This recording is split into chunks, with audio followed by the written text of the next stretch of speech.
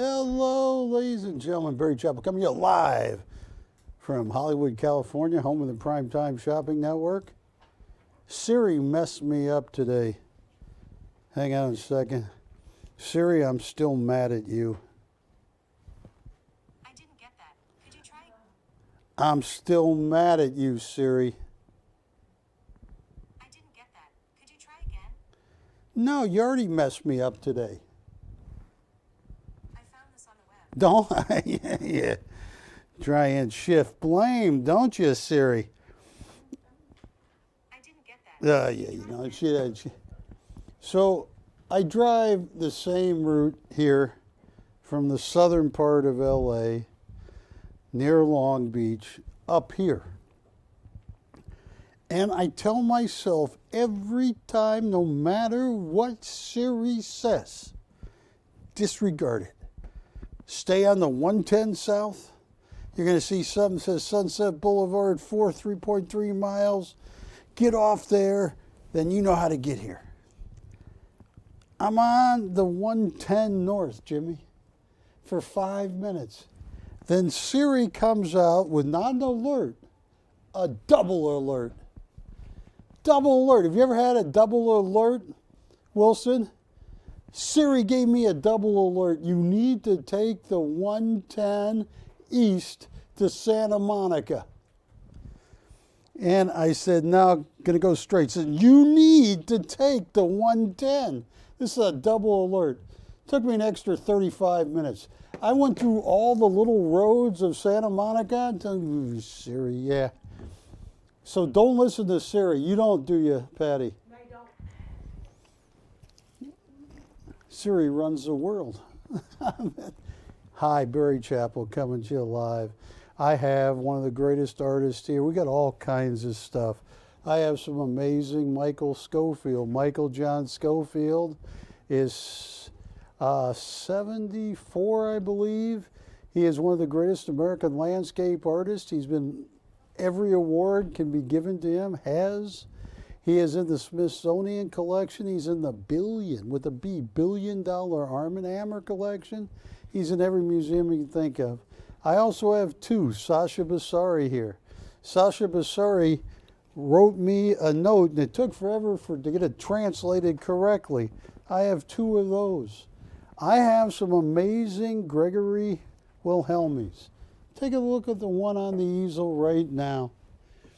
This, for all practical purposes, is an original because it's the only one he made. If you look at this, it says Gregory Wilhelmi, artist proof 1 of 1. He had a deal to do an edition of 250. The deal, he toyed with, he says, you know what? I'm going to put that on hold. He only printed one, this one. So I talked to him about a week and a half ago. He says, no, I'm not going to print anymore. So tell people you're getting an original. This is the only one I created. It is called Pathway to the Acropolis, Athens, Greece. Jaclay on paper, artist proof 1 of 1, Gregory Wilhelmi. And Wilson, just so they can see, 2943, but look at that. It's the only one he did. This is, for all practical purposes, an original. That's it. It is stunning. I mean, you're talking about Gregory Wilhelmi. He's in the North Dakota Museum of Fine Art. He's in the Nicolaisen Museum. He has corporate collectors everywhere you look. And here is the Yellowstone Art Museum, one of his many shows. It's the hardest thing on the planet to get your own show at a major art museum. Gregory has had 7 or 8 of them at different museums. A matter of time. What Gregory Wilhelmi is known for is how the West has changed over the last 25, 30 years. A mine comes in, the town gets rich, buildings pop up, the mine closes, and within 20 years there's only a few people left. This was when he went to Greece. And you talk about full color. Look at this. It was, if there was an edition of 250, Jimmy, they wanted to have a price of $3,400 if there were 249 more.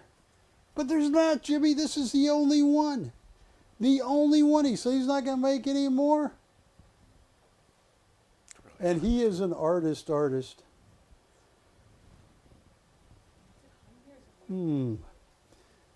Jimmy, let me show the other three so they know what I got. The other four. There's one right there, yes. And I'm going to make you guys deals you won't believe. Look at the color. He grew up in Roundup, Montana. I'll just put this right here for now. Yeah. This right here. Waiting for Zorba. Santorini, Greece. Hand embellished to clay on canvas. Artist proof 1 of 1. Another edition that he didn't make. That happens to you a lot, right? It's all right, Jimmy. How many days has it been now? It's a twitch. No, how many days has it been? 7. Whew, all right. You're going to get a few more of these urges. Just stop. Don't worry. I'll try. Just leave the pills in the bottle alone for another week, Jimmy. Okay, here's the next one. This is simply unbelievable. Look at this right here. This is Straw Market, Nice, France. Hand embellished to clay, artist proof 1 of 1. I think he only made 10 of these. And this is 1 of 1, the number first artist proof of the deal. He hand embellished it, put paint on there. It is just stunning. This is $3,500 retail, and it is stunning. What's this one called, Barry? Straw Market.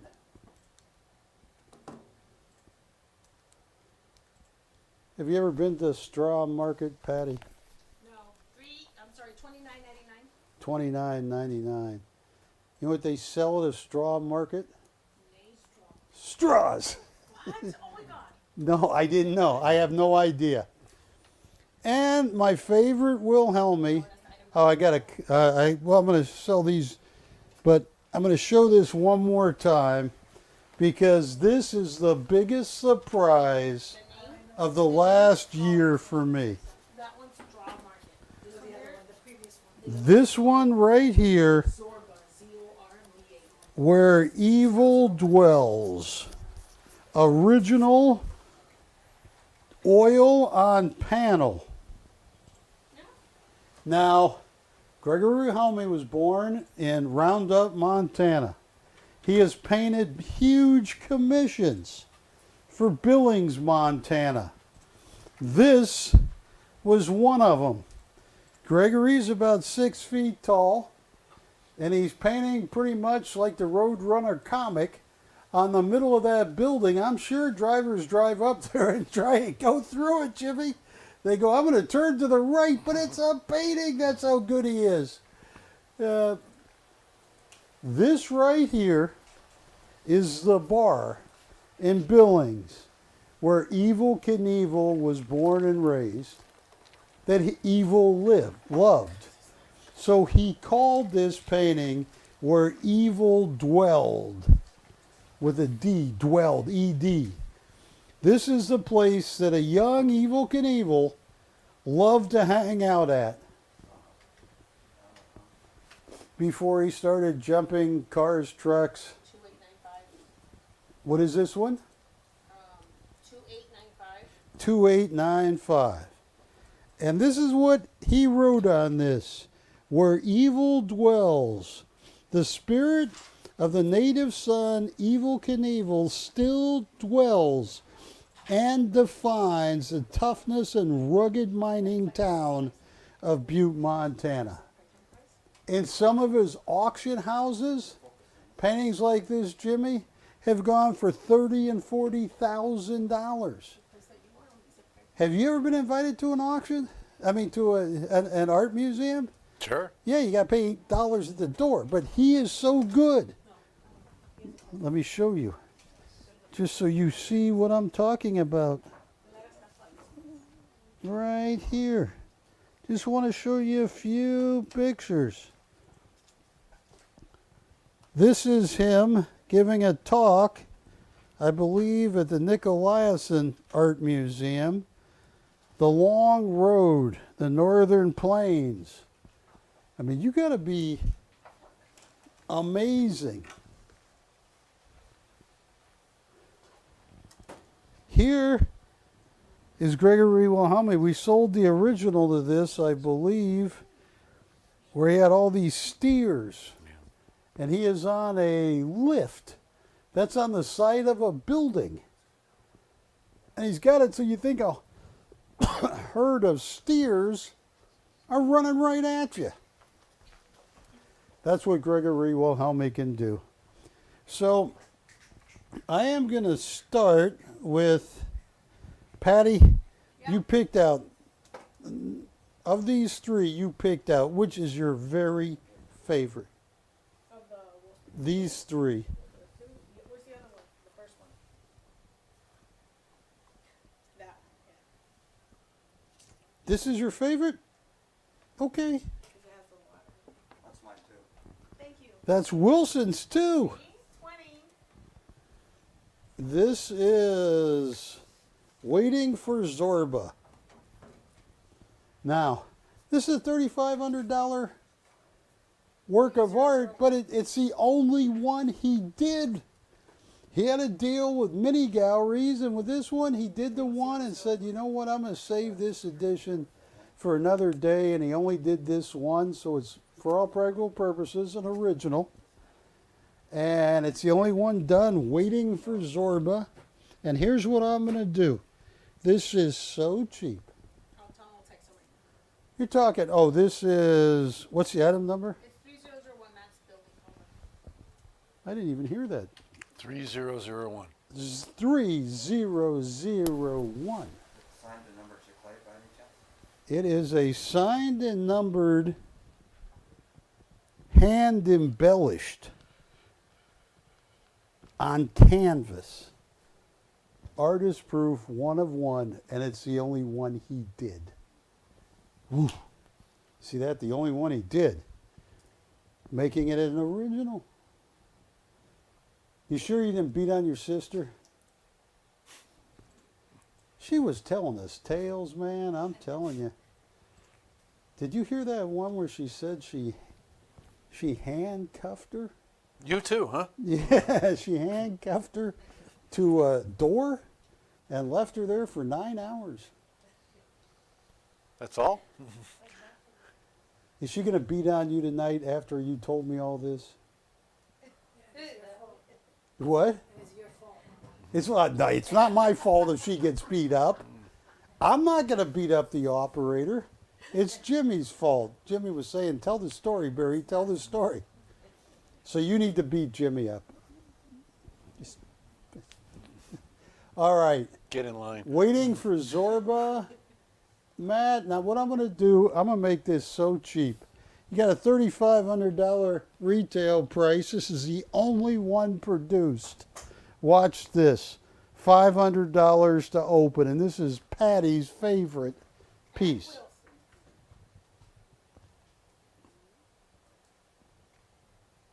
Yeah, $500 to open.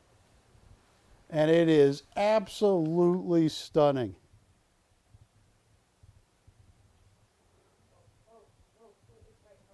There it is. What? It's a signed and numbered. Yes, it's a Jaclay Tell him I'm sending it right now. number 1 of 1, and it's the only one he did. He was supposed to do an edition 250. He said, no, I'm sending it to him. I don't like the gallery I'm working with, and I'll get Gregory in trouble. Way to go, Jimmy.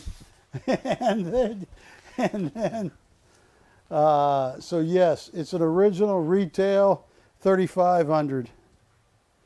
And list price $3,500, $500 to open.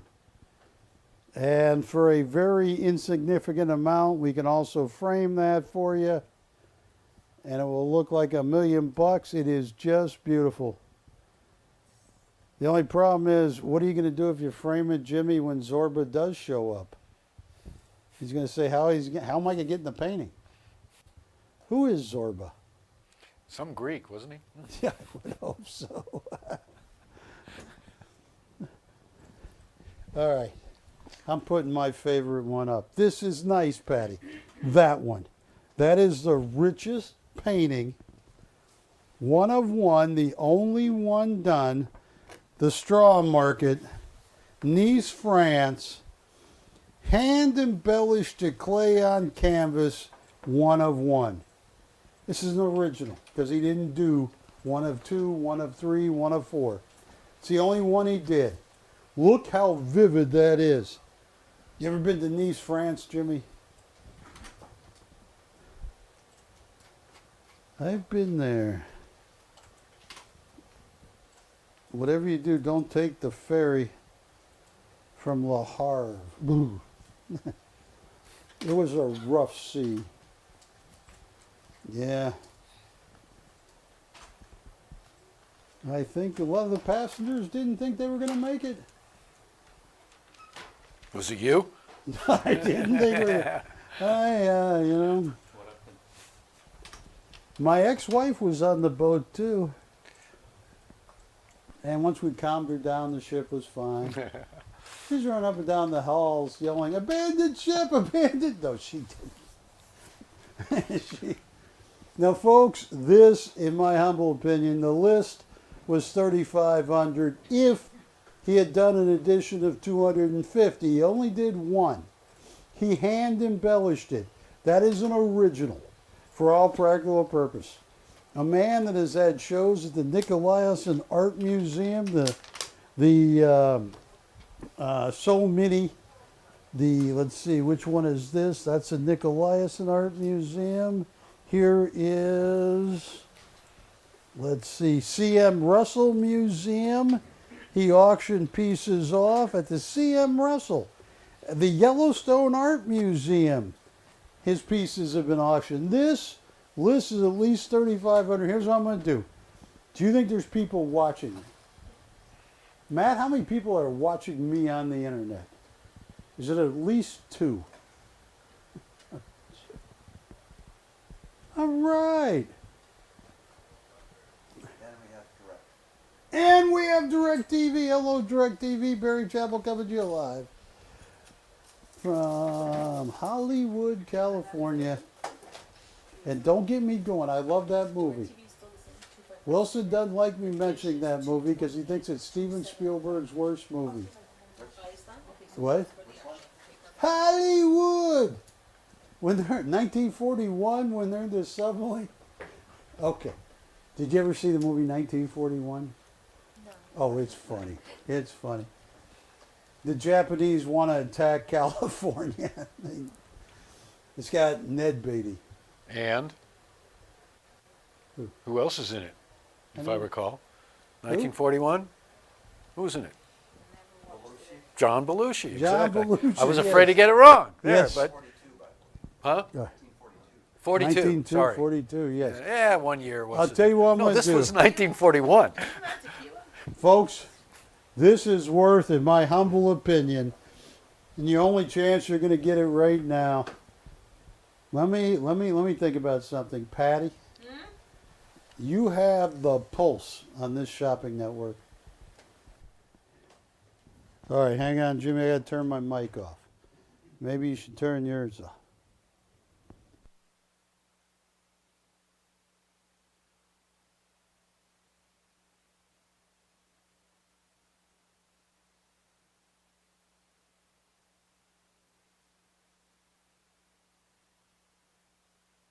My goodness, Patty, you're giving my art away. Did you hear that, Wilson? You heard it. Patty, this is a $4,000, $3,500, and it's hand embellished. I'm going to take your advice. I disagree with it, Patty. You want to see me dead, don't you? Emergency one, show host down. Hollywood. Please give him D5W. And lactate's lactate,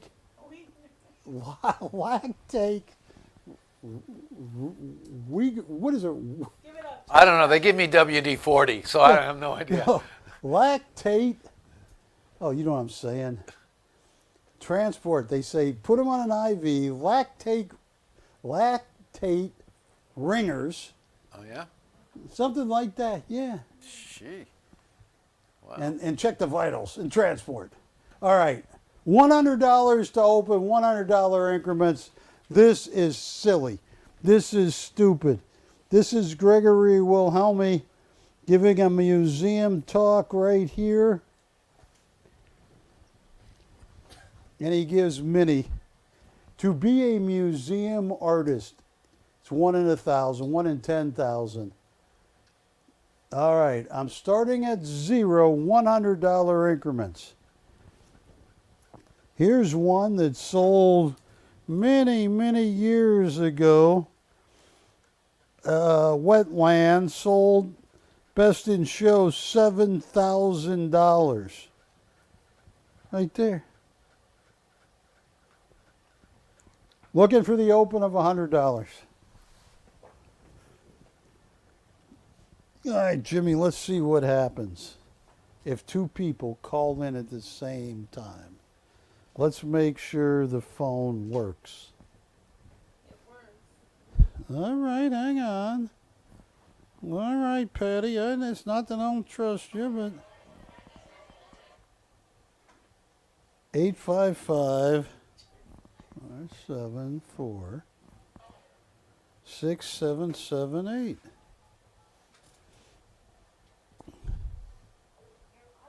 Open. We have the open, thank you.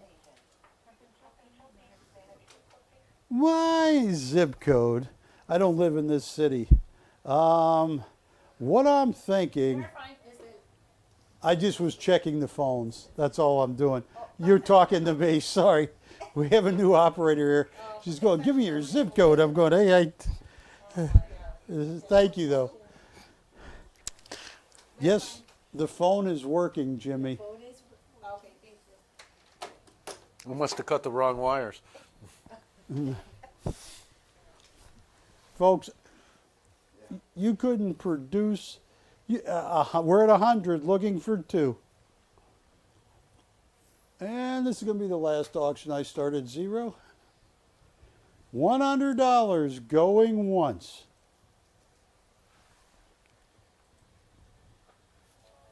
Verifying. Printer shopping. Hey, what are they making on TV over there? Put it on. It's 200. 200. Verifying. Look, they're dumping stuff in that bucket. And he's wearing an Oakland A's hat. Maybe not. See that? What is that? Is that dope, Jimmy? No. Well, look at him. They're playing with plants. What is it? Plants. Yeah, well, 300. 300 has been bid. Thank you. Oh, you're getting the deal of a lifetime. Patty, look at that on TV. What are they making? See that lady in the red shirt? It's in Korean. I know Korean. I don't know Korean. $300 going once, way too cheap. $300 going twice, way too cheap. Fair and final warning. All in, all said, sold. That was a steal. You want to see something really neat from Gregory Wilhelmi? This is not a photograph, Jimmy. This is on canvas. He painted this. This is French Balconies, Paris, France. Jacquet on canvas.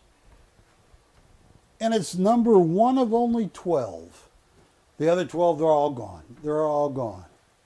It was $4,500 when this came out. Have you ever been to Paris? I haven't been to Europe. They won't let you in yet? Not yet. When's that statute of limitation from the French run out? Many years from now. I went to Paris when I was 10 years old with my parents who were fighting the whole way in a drive. We lived in Hearst, Germany, which is near a suburb of Frankfurt. And we finally get to Paris. We check in. I get up in the morning. It's probably 6:30 in the morning. I get up early. I walk outside the hotel door. I walk maybe 12, 20 feet. And I step in. Apparently somebody had drunk too much the night before. I'm going, this is awful. I have been to Paris, but the one in California. Paris, California. But I later on went to Paris many times when I lived in Switzerland for 3 months. Paris is very, very nice. I went to the Louvre. Camera 2 real fast though. Do not, whatever you do, wherever you are watching me, do not wait in line to see the Mona Lisa. You get a better look at it on a postcard. What they do is they take you in there, it's hot and sweaty. There's 40 or 50 people. They're explaining how Leonardo da Vinci is so great and who this lady is and why she's got that funny looking smile. They do all that. And it's hotter than heck in there. Did you see it, Wilson? Did you go see it? You know what I'm talking about. And you can't touch it. You can't come up close to it. It's not like the Hermitage where when I went, you could touch art. You know the dance by Matisse? I touched it 3 times with Robert Jolly until he got the picture right. You could go to That's jail. why he's not dancing anymore. Yeah, no. So anyway, Wilson and I agree. Don't go see the Mona Lisa. You're better over the postcard. This, look at the gargoyles on this picture. This is a tough image to make. Look at the chandeliers, what do you call those? The shutters. Shutters. Yeah. Starts with some similar sound, but you got a little bit of dirt on them. Look at that. The gargoyles, this is stunning. This is one of only 12. The entire edition was sold out. Really nice. It was $4,900 each, and that was many years ago. This is Gregory Wilhelmi, and I'll tell you what I'm going to do. Item number is, I don't know. What is it called? Did she say typical? No, I did not. Oh, French balcony.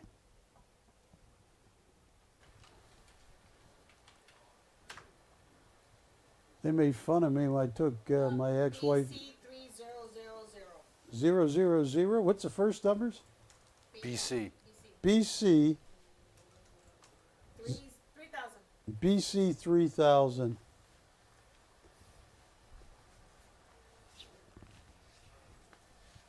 I asked the waiter, do you have any kind of American cheese? And he goes, I said, is that a no? And I said, what do you have to drink? And he said, this. I said, you guys got any Coca-Cola? He says, do you want American Coca-Cola? Oh. No, I want French Coca-Cola. What the heck? What, you guys got your own Coca-Cola? Tell you what, this is over $5,000. He only produced 12. They all got sold for probably $5,000 to $6,000. Here's what I'm going to do. I'm going to start at 0. No, what I'm going to do is $250 to open, $100 increments after we get the open. This is a very deluxe edition from Gregory Wilhelmi. I used to call him my cowboy artist. He can do about anything with a paintbrush. Look at that. They give number 1 of 12, the very first one. He hand embellished it. It is stunning. I agree. Really nice. You ever watch The Amazing Kruskin when you grew up? Sure. All right, I got the feeling. I'm just saying. Somebody's going to call within the next 23 seconds and open.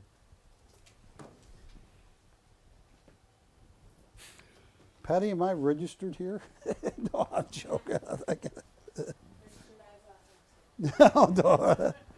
No open ones. Look at the purple colors right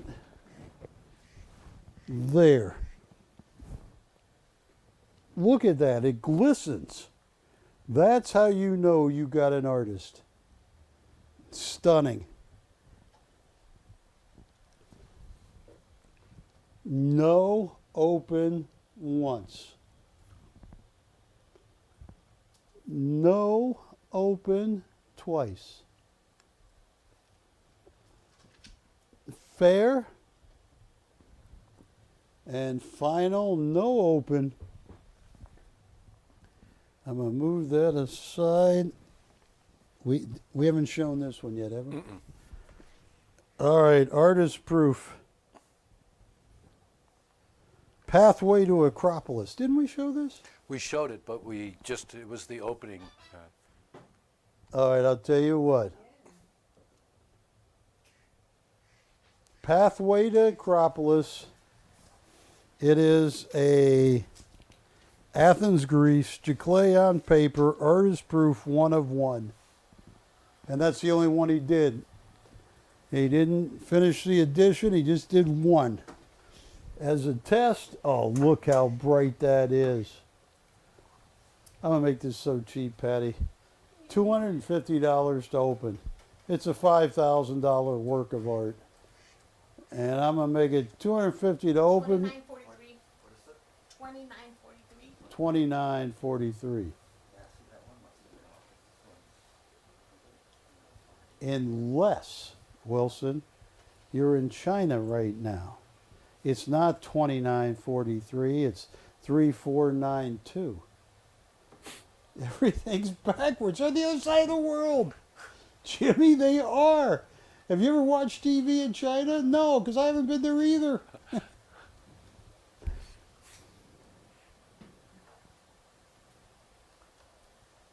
You know the bad thing about that in China, Chinese TV? Wile E. Coyote catches Roadrunner and he just beats him to a pulp. It's just not funny anymore. All right.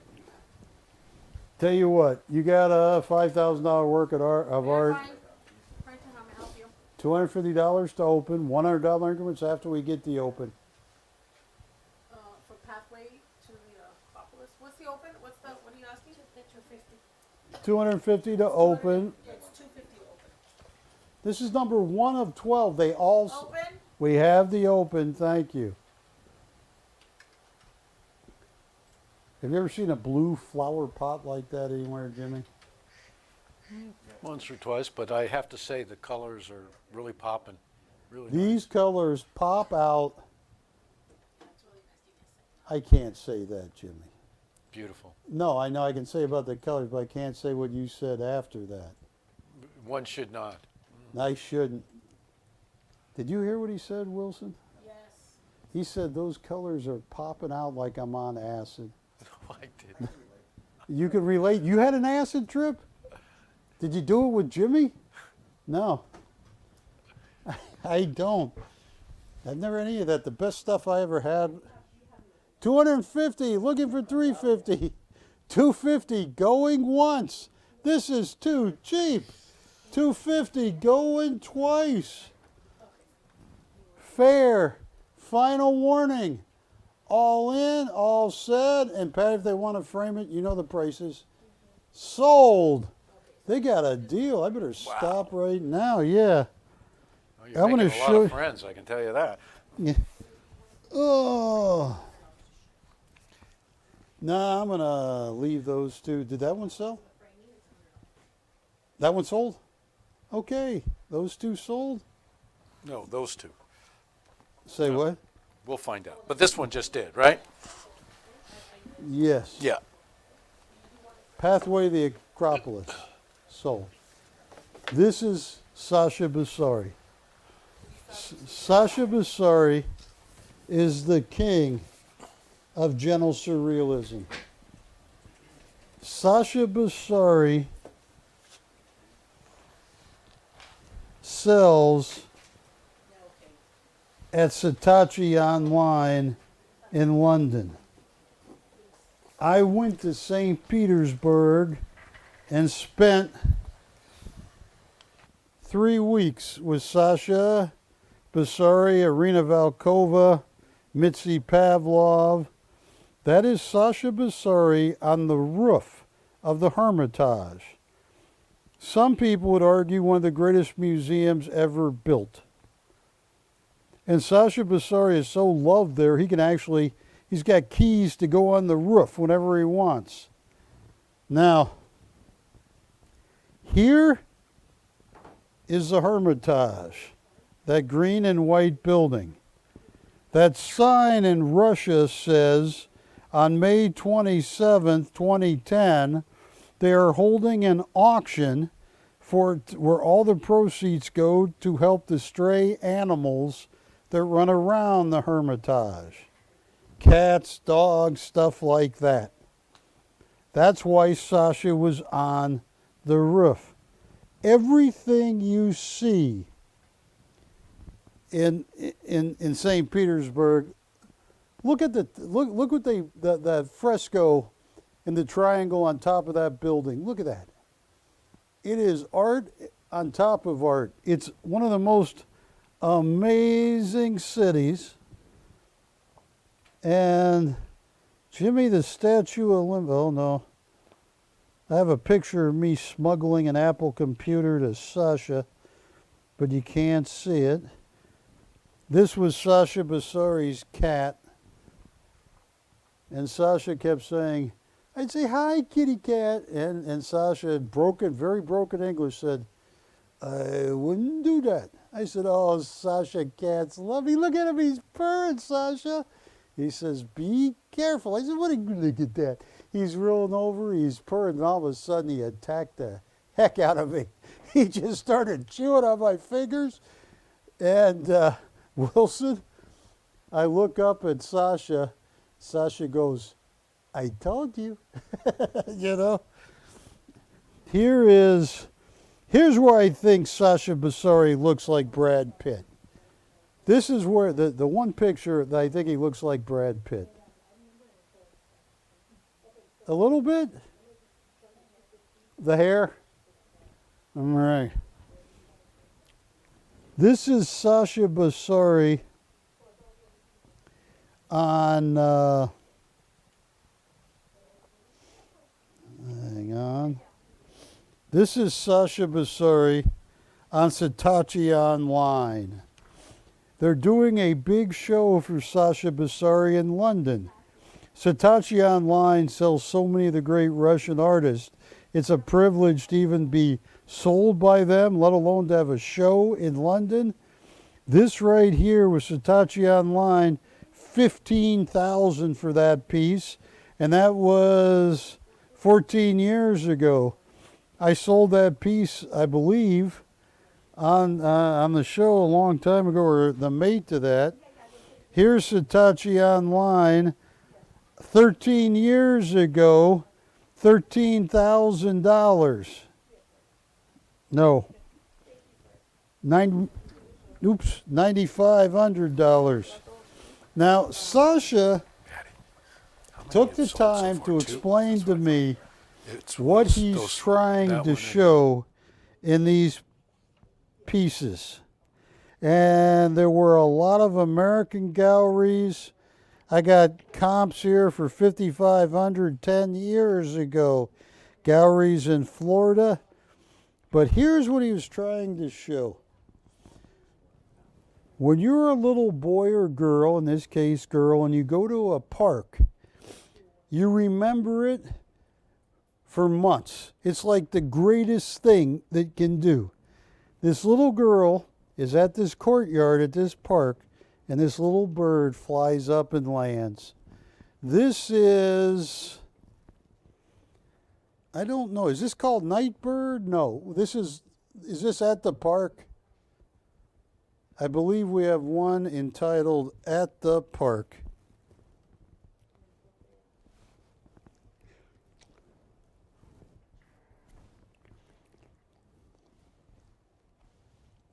That is oil on canvas. Yeah, that's at the park because this one's Nightbird.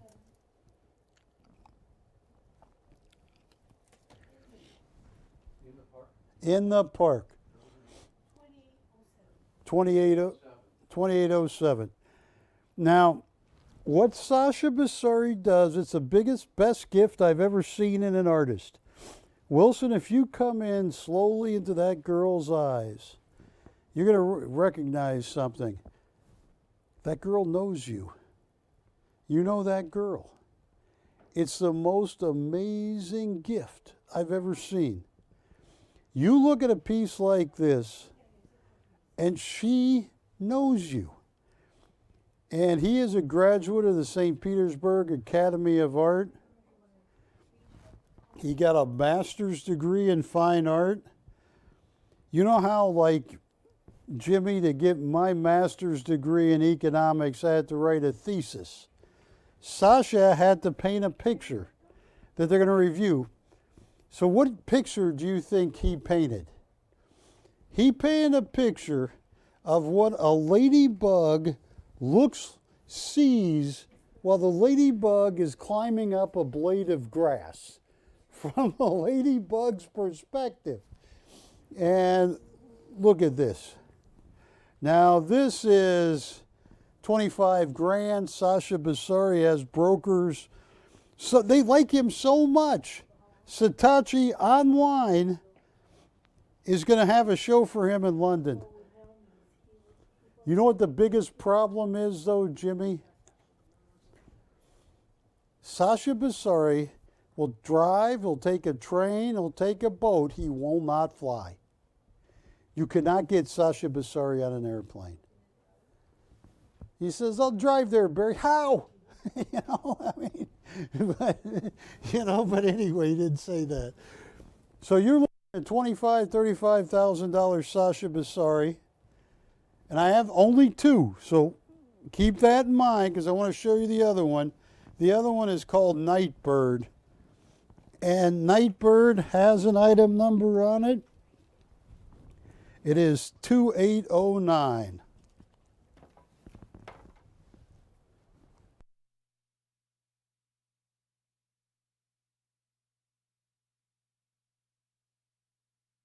Now look at that little girl. Is that a boy or a girl? Little boy. He is standing, he's out in his little garden at night. Look into his eyes, Wilson. He knows you. Look at that, Jimmy, look in the camera. On the TV, look, that little boy knows you. That is the greatest gift. And I've been selling art I'm in my 33rd year, almost getting ready to start my 34th year. I've met hundreds of artists, none that can pull you into a painting like Sasha Bassari. I'll tell you what I'm going to do. These are the last two Bassaris, and they are stunning. I'm going to give you a price that you're going to go, no way. Can you hold this one for a second? Yeah, I'm going to put this up here. And you can always see Russian canvas. It just, everything about this. St. Petersburg. I've invited Sasha to come on when I owned Art and Coin, come on TV. He wouldn't fly. He says, Barry, I'd take a boat. I said, well, it's gonna be, I'm going to send you a little videotape of Titanic. Maybe that will talk you out of it, Sasha. And I'll tell you what.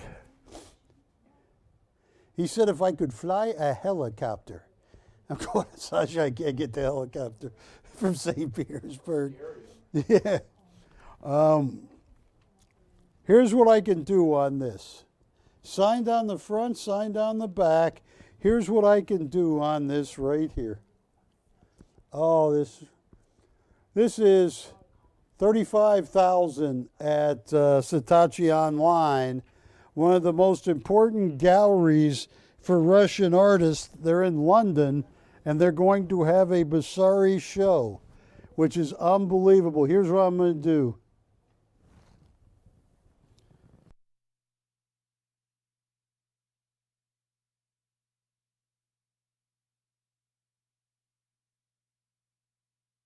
See what I'm going to do. This is so cheap. This hurts, it's so cheap.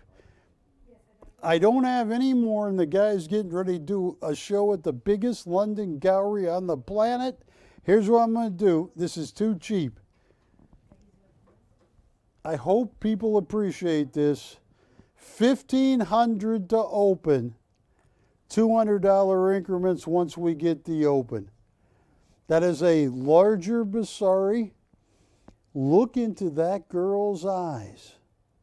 She knows you. She's talking a mile a minute. One of our customers, Susan, on the phone,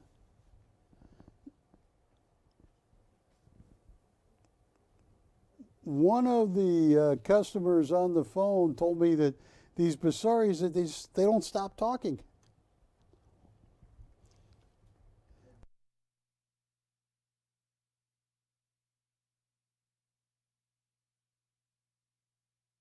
I'd be all over this. I wish I had 10 of them. I don't.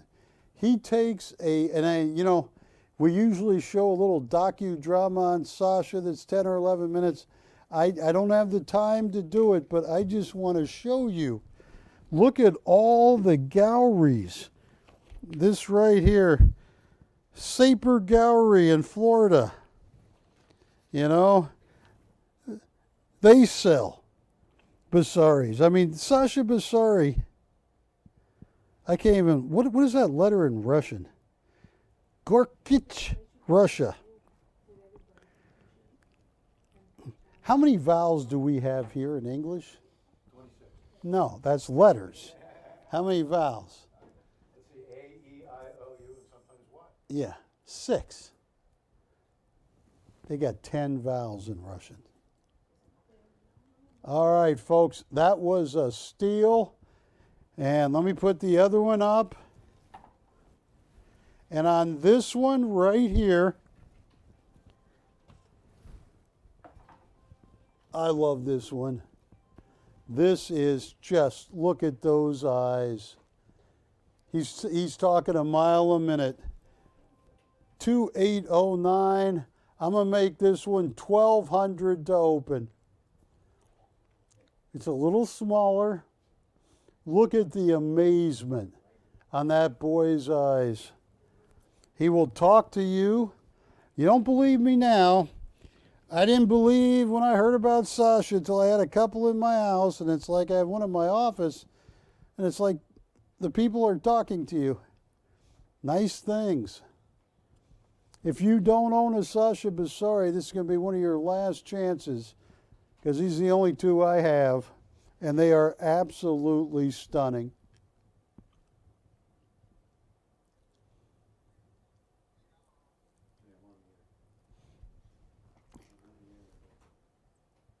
And Patty, if somebody wants them both, I'll sharpen my pencil, turn on my calculator, see what I can make happen.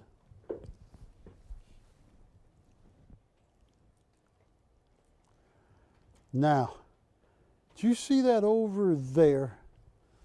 That's a Gregory Wilhelmi I forgot to put up. Take a look at this. Oh, it is. I'm going to just put... this is a problem. Can you read Russian? Not as well as you can. I can't. I can't. No, they dominated art, though, I'll tell you. Look at the heavy use of oil. There's a little bit of... He painted this with a palette knife. This is Gregory Wilhelmi, 95? He says this, Granko's Gate, 1975.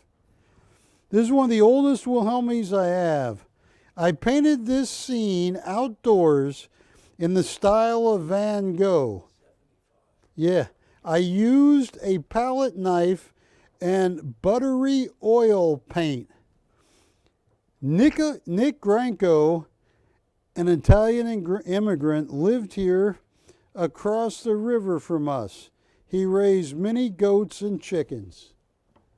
Now, this is the Gregory Wilhelmy, museum artist Gregory Wilhelmy, that puts on shows at the Nicolaisen Art Museum, the Frederick Remington Museum, and many others.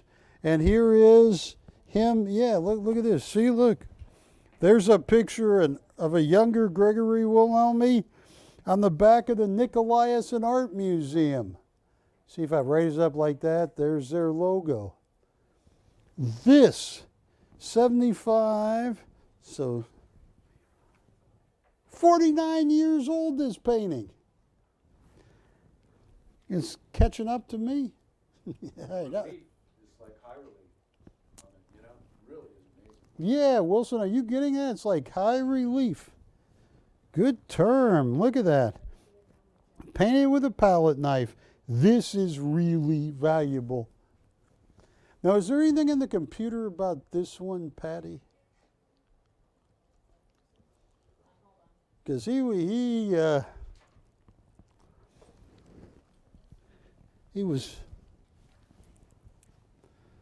Because I think what I can do. Say what now? Granco's Gate. Granco's Gate. An immigrant that lived in Roundup, Montana.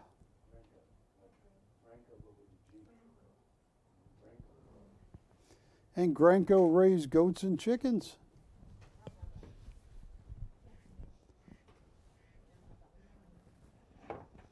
Yeah, Granco's Gate. Signed on the back.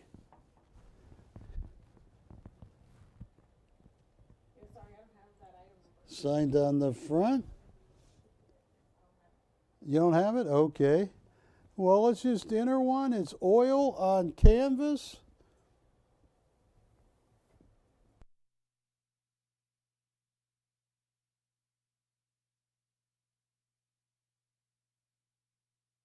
This is very valuable. 49 years old. Tell you what I'm going to do, Patty. I'm going to give somebody the deal of a lifetime here. Here's what I'm going to do. This should be 50 grand. I mean, he has sold at some of the best museums and auction houses. This is the Gregory Wilhelmy, and it's called Granco's Gate. And if you have a tape measure, we can tell you the frame size. I'll tell you the unframed size because it's usually... What is it? Oh. The whole size of the thing. The frame size. They got it. They got it. They got it. So the image size is... Tell you what, this is too cheap. Gregory's going to be so mad at you, Jimmy. No, Jimmy, we got to start it for what? All right, Jimmy, it's your funeral. All right, I'll tell you what. This is too cheap. Are you ready for this? 49 years old. When I talked to Gregory, he said this was one of the hardest pieces he did. He tried to paint in the style of Vincent van Gogh. When I was at the Hermitage, I touched 4 different Van Goghs. Statute of Limitations up, Jimmy. It was the dance that scared me. That painting is huge. It moved. Robert Jolly jumped back when I started to blame it on him. No. Here's what I'm going to do. This is... Yeah, it's on. 1,500 to open. It should be 15,000. 1,500 to open on Granco's Gate. You will be amazed at this Gregory Wilhelmy. You will go, that is unbelievable. A 49-year-old painting that he painted with a palette knife inspired by Vincent van Gogh. And what were you saying about it's like high relief? I mean, when they see these lines just pop out. Hey, that helps actually. That shadow, yeah, look at that.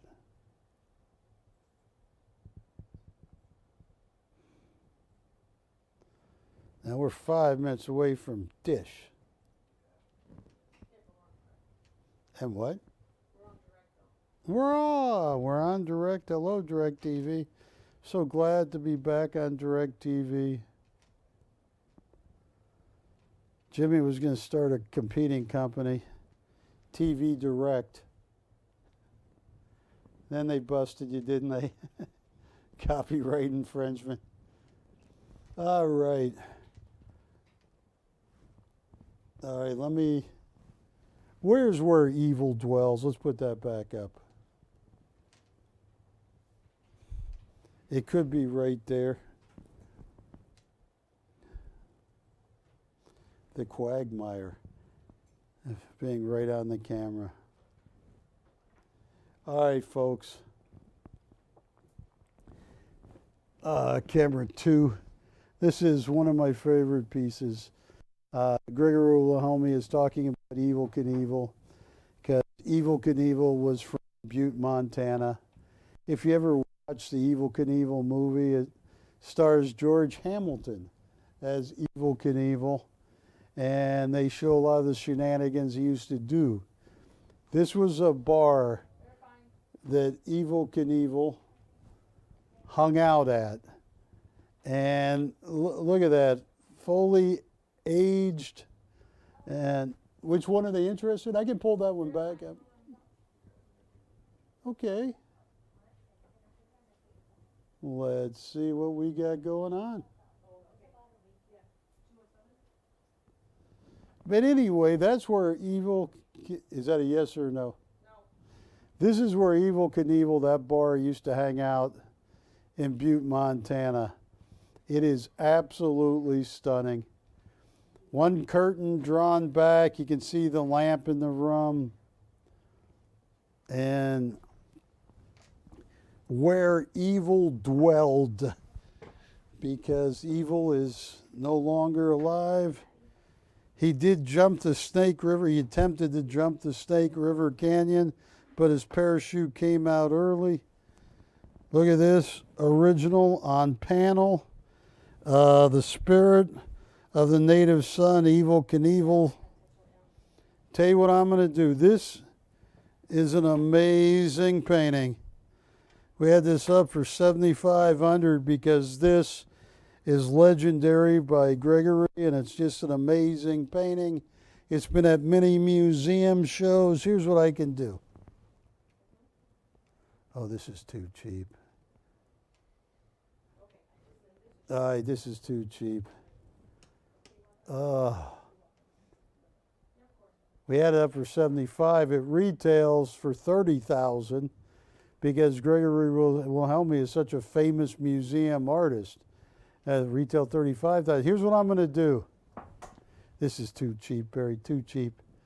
I hope you're out there. This is something you should get your hands on. $1,800 to open. $1,800 to open. $200 increments once we get the open. It's your last chance.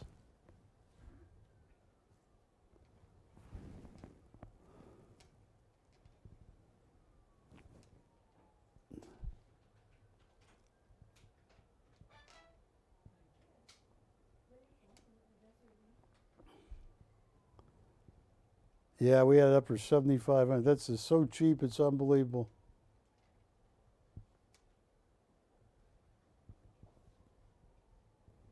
Any interest?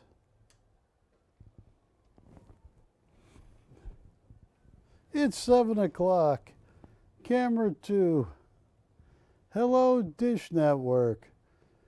We're also right now on DirecTV. We're live streaming, but we're also on Dish now. Hi, Dish. Barry Chappell here. Jimmy Gerstel's here. We're showing you all kinds of great art. This was a painting that Gregory Wilhelmi did where evil dwelled. It's past tense because Evel Knievel is dead.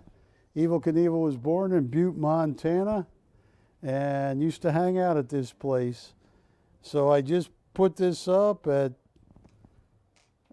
$1,800 to open, the cheapest price we've ever had it. Gregory Wilhelmi is a museum artist. The Yellowstone Art Museum, the Nicolaisen Art Museum, I believe it's the South Dakota Art Museum. They have shows of his, and he is so popular. He's a young 79, and I knew him a long time ago too. I am going to change the pace though. I have some Michael Schofields. I have some Oleg Javetin.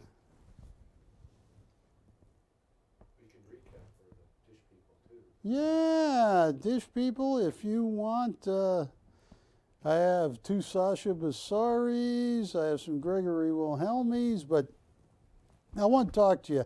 I was talking to Jimmy about this before the show.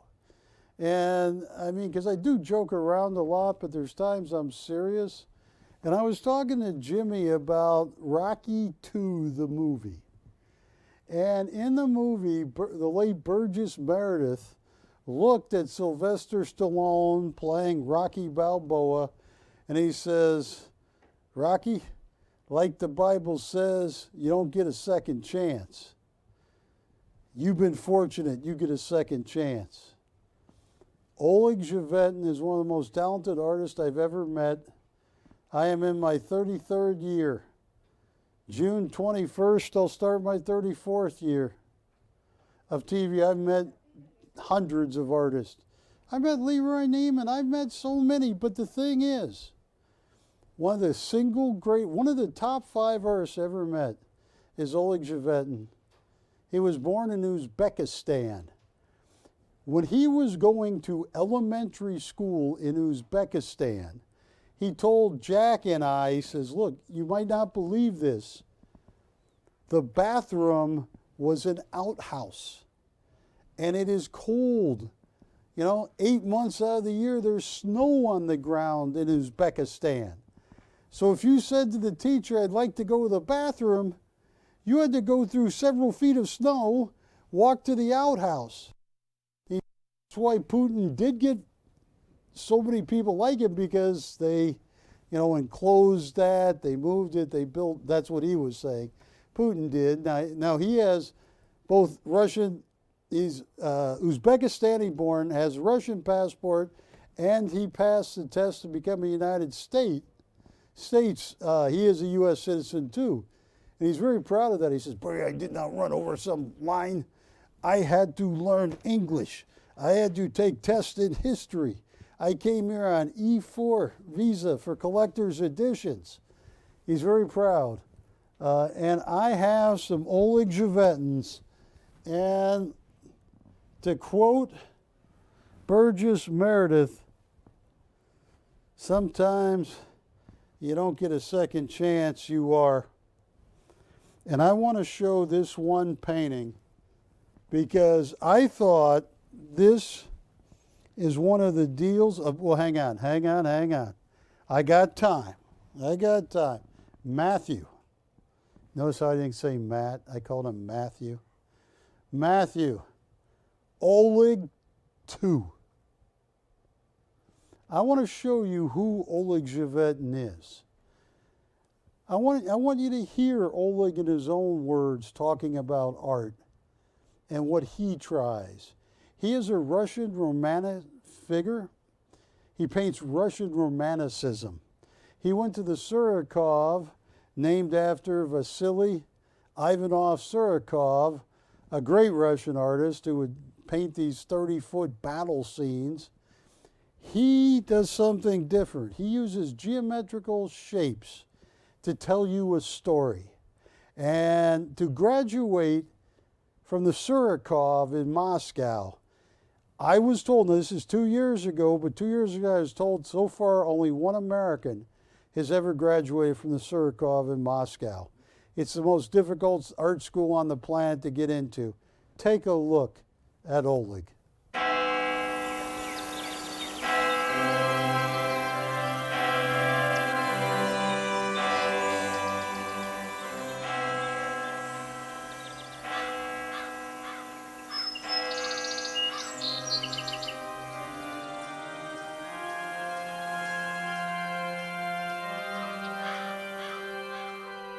Actually, I live here in the United States about 17 years. Why? Because I was invited to work here. I was invited to work here, and it's a very strange story. People saw my artwork actually on the street. When Soviet Union was strong, it was not allowed any private enterprise. I start showing my artworks right in the street. And some entrepreneurs, some American-Russian entrepreneurs saw my artwork, they invite me here. They invite me here in the United States. And I came here in 1990. I didn't speak any language at all, any English. I had $0 in my pocket. And this is why that country is great. I start work and I start have success.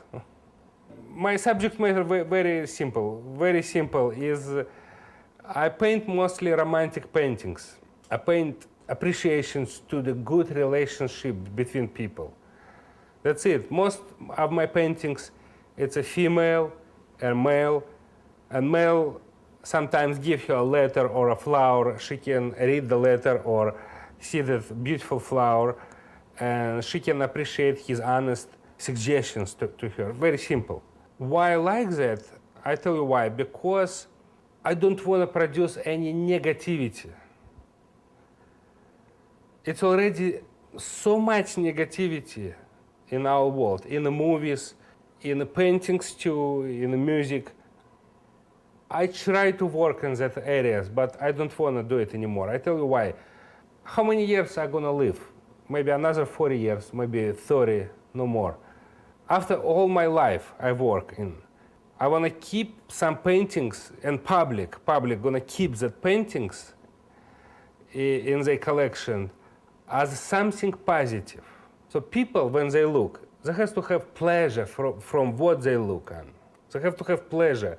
Yes, we have negatives, a lot of negative around us, but I believe if we move our attention to more positive, everybody as a society, we're gonna have positive. It's simple as this.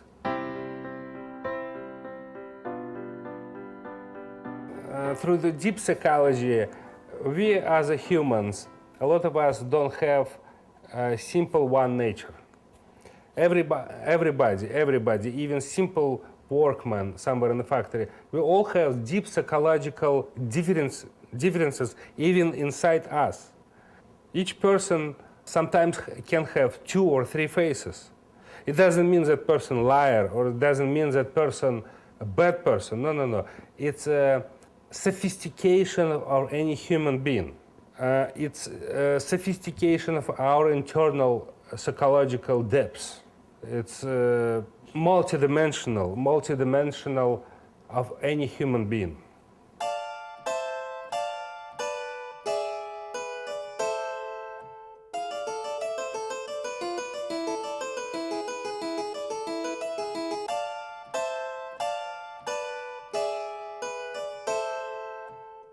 Art is one of activities close to the intellectual life of the human beings.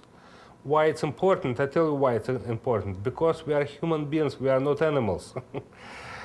I think the art is the highest expression of human brain. In any positions, in literature, music, or visual arts, or mathematics. Mathematics, the high-end mathematics is art too. It's very important because we are human beings. It's just one thing what divides us from rest of animal kingdoms. If tomorrow human beings decided to save that planet, they can save that planet. If tomorrow human beings decided to destroy that planet, they can destroy that planet. The difference, simple lion or simple monkey or chimpanzee, they cannot do that. But we're humans. We have tremendous power in our hands. And everything belongs to us, to our decision. Art is just one side of all that intellectual powers. That's why it's important. Human beings can have different pleasures. Psychological pleasures, pleasures from music, physical pleasures through touch, pleasures from food, pleasures from relationship. And art is another area where people can get huge pleasures, tremendous pleasures, especially if you understand. If you can teach yourself how to appreciate art, you can get a lot of pleasures from it. You can see some beautiful painted details or expression on a face or combination of colors or combination of colors and textures. You can have huge pleasure for your mind and for your eyes. Enrichment, pleasure, it's just pleasure. It's why Medicis in the past, in 15th century, they were not stupid. They pay a lot of money to Raphael or to Michelangelo to paint something good, Because we have such a short time live in that world. The longest life is about 100 years, no more. It's nothing. It's 100 years. Some people live 50 years, 30. My little brother was killed in a car accident. He died when he was 33. Very young guy. We have such a short life to spend that, so my philosophy, try and enjoy every minute, everything. Try and enjoy every hour. Don't go into any stressful situation. You don't need to. Try and enjoy, try to make your life happy. Try to make your life happy. That's it, this is my philosophy. I'm gonna make a lot of money, it's good. If I don't make a lot of money, I make a little bit money or no money at all, it doesn't matter, I have to paint. I just cannot do anything else.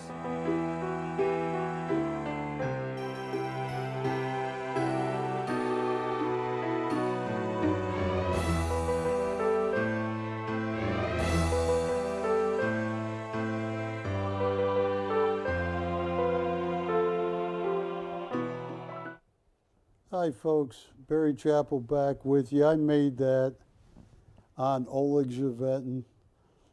He is one of the ones. I mean, he is hands down, if you can buy a painting right now, you want to own an original Oleg Zhevetin. He master graduate from the Surikov in Moscow, born in Uzbekistan, satellite country. One of the few to even, he was at age 4 and 5 in Uzbekistan, they said he had special skills as an artist. He was rushed through high school, graduated early, then got a college degree from the main city in Uzbekistan. Then he applied to the Surikov. He was upset he didn't get in the first year. Second year, he's 19, he gets into the Surikov, one of the few. I mentioned Rocky II, and who's the guy's name? Burgess Meredith. You don't get a second chance. Hands down, one of the most important artists. He used to start painting for collector's editions. They were getting $250,000, $300,000 an original. 5 years ago, he went back to Moscow and met up with a lady from the class after him. And they did commission work, and you had to put $200,000 US down as a deposit. That's how important he is in Moscow. And his Russian romanticism is second to none. I have 5 originals, oil on canvas, and I have 3 oil on paper. I want to start with the oil on canvas. I'm going to start with these. This, I thought, was one of the most unique paintings, and it was certainly one of my favorite. This is entitled Eve and the Apple. Now you see Adam's face, well, you see Adam's head. There's Eve, but he's showing you two sides of Eve. Eve is looking forward, but she's also looking down. And Eve is grabbing for the apple. Where'd that apple take place? What are they talking about? The Garden of Eden, Wilson. You don't want to pick the apple, Jimmy. Did you read about the Garden of Eden? You don't pick an apple in the Garden of Eden. Yeah, oh, yeah. Now, what he has done is every geometrical shape you can think of, circles, squares, triangles. Look at the cube the lady is sitting on.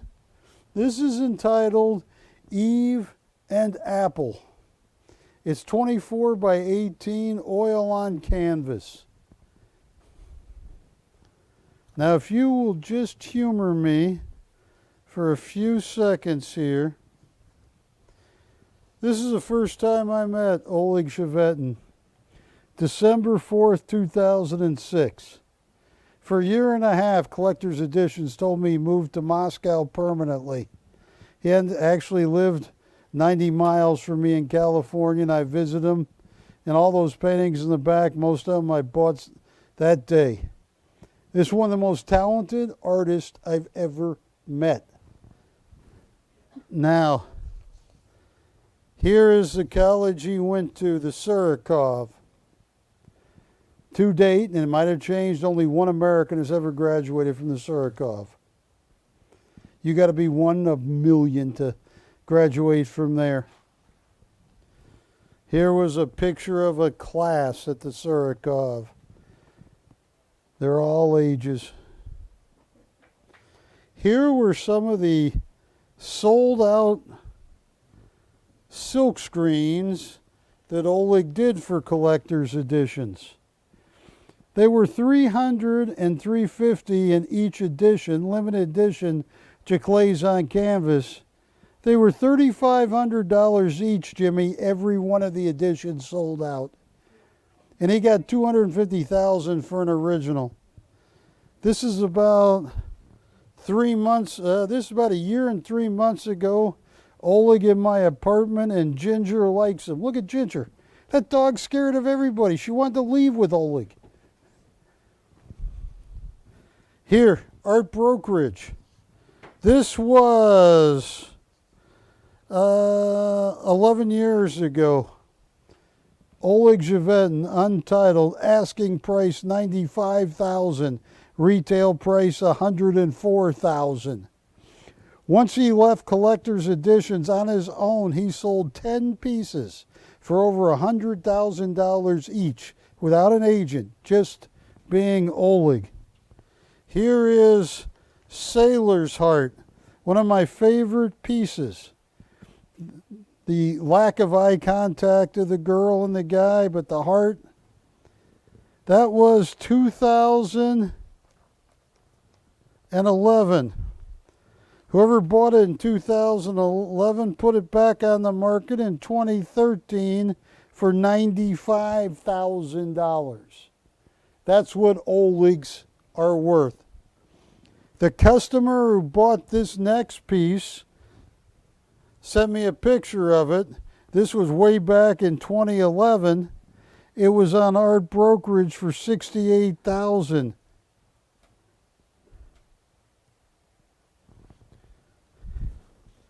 Oleg Shevetin is a Russian master painter. He is using faces and faces in every technique. I got a great price on this. This is one of my favorite pieces. But let me show you a couple more, because the largest one I got here, there's two, and Oleg was shocked. Oleg said, "Barry, I know you 18 years. You sell all my work. You sell too cheap." Jack was standing there. Jack's going, "Well, Oleg, you're right. This right here is unbelievable. It's called Love Story. Now, he explained this. Look at every strand of hair. He learned how to do that at the Surikov. Jimmy, this might go better a little lower. Just everything here. Like, look at the wheat on the bottom.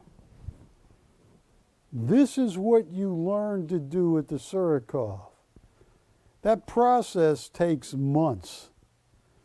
Now you can see I see triangles, squares, cubes. Look at that, circles. Now, according to Oleg, this girl right here, she's in love. She's holding a flower.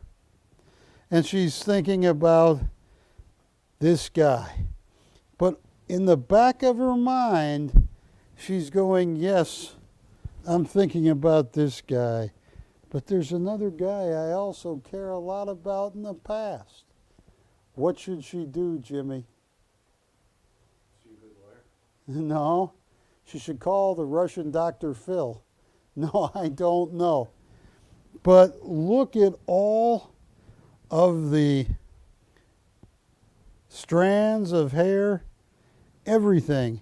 He even put, I asked him, why'd you put this silver foil right there? And Oleg, everything he does, he sketches, hundreds of sketches. He said, because I want your eyes to look at this, then look at her blue eyes.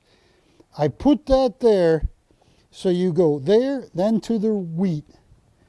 And you can see the dilemma she has. That's why it's called Love Story.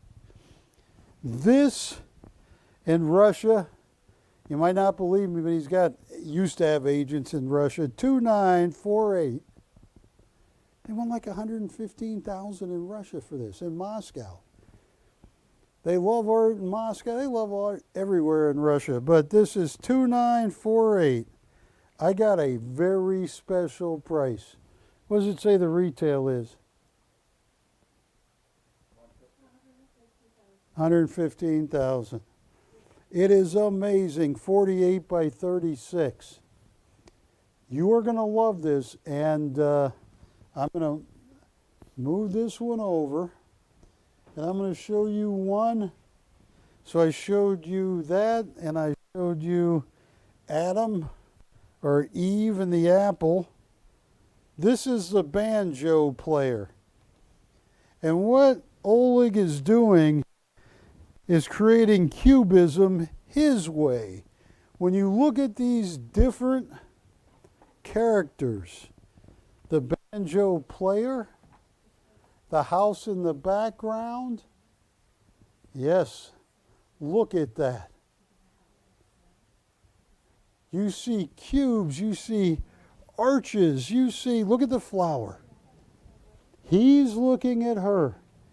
He's handing her a flower. But she's looking straight, avoiding the eye contact, but she's strumming a guitar. And here is a face from the past that's coming back. Is she thinking about him? Is she trying to forget about him? This is what Russian Romanticism done by Oleg Javetin is about. I hope, and I'm going to do everything in my power, you can find a way to get an Oleg Javetin. Hands down, one of the greatest artists I've ever handled. Oh, look at that. Look at that little cap he's got. Look at all the geometrical shapes in the cap. There's a triangle, there's a cube, just on his hat. This you will look at and see something different every time. That's what great art is. All right.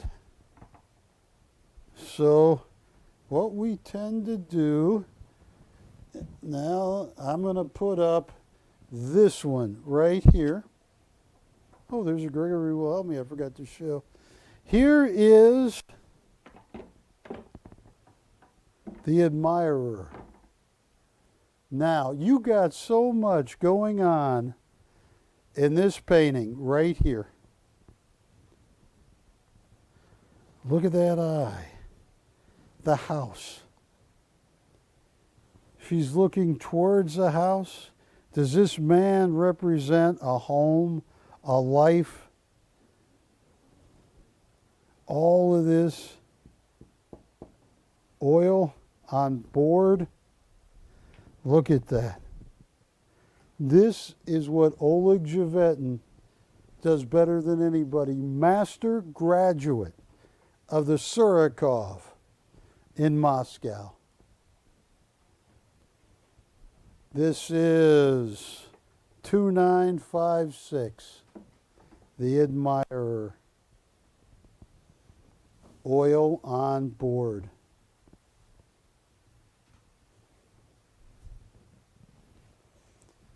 And I believe I have two more to show you. And I am going to put this one right here right now. Look at those green eyes the Admirer has. That's here. This is one of my favorites too, right here. Hidden Desires.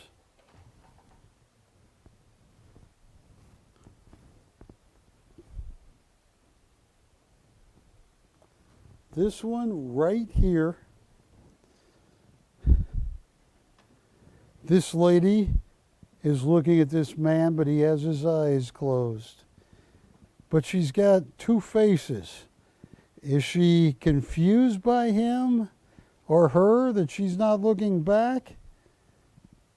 Look at every geometrical shape. Heavy use of oil, then right here as smooth as a baby's bottom. This is 21 by 24 and a half oil on canvas. 2957.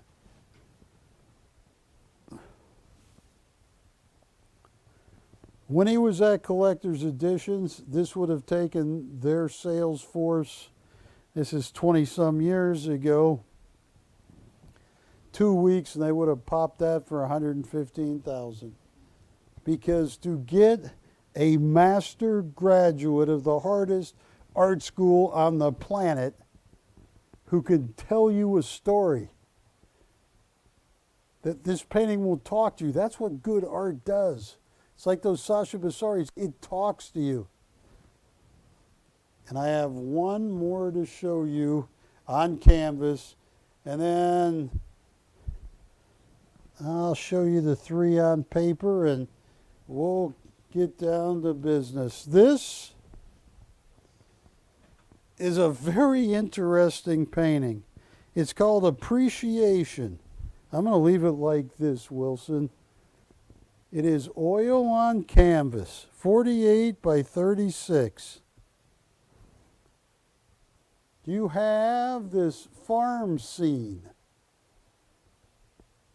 She's lying there. Look at that. There's a house, little house they're dreaming of or hoping to get. All the geometrical shapes. Look at the blue eyes here. All the technique. This is a large painting. 2947. What's the size of this? What is this, 4860 or what is it? 48 by 36? It even fooled me, Jimmy. It's a big painting. Now, what I'm going to do is move this one back over here. Tell you what, let's stick with the oil on canvas. Folks, I will do everything in my power to put an Oleg in your house. Been doing this, I'm in my 33rd year. And I got to tell you, this is one of the best I've ever met. I showed you 5 oil on canvas. Call me. I would be all over any of these, and I'm going to give you prices, even though they retail in Moscow for 100, 115,000. You just call me. Like I'll tell you what, for example,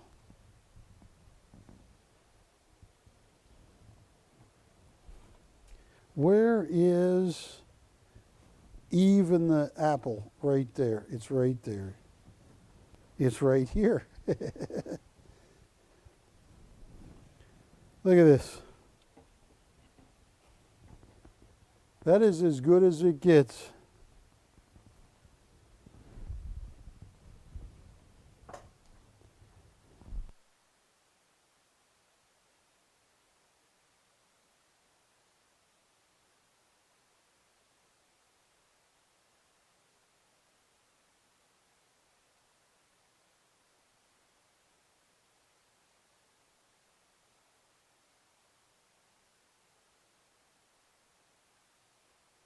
Folks, call me. Make a pick.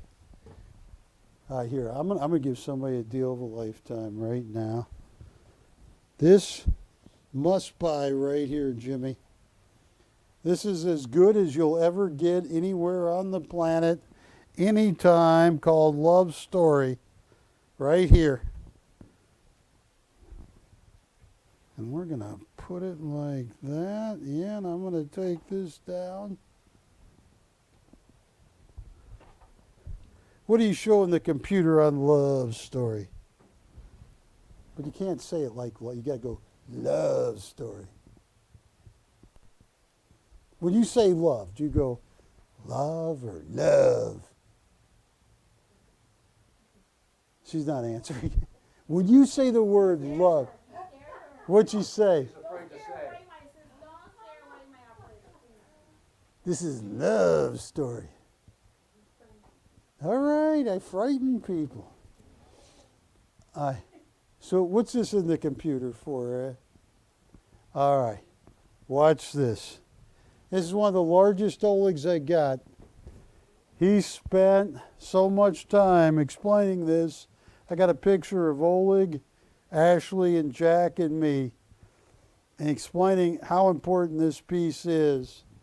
What I'm going to do, this is too cheap, way too cheap.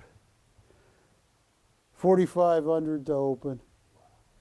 You're getting a master painting that must have taken Oleg somewhere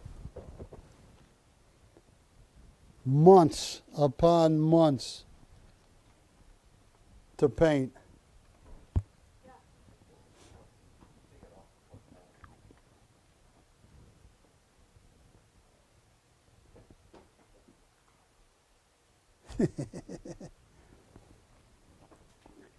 Patty doesn't want to be on TV. Have you noticed that, Jimmy?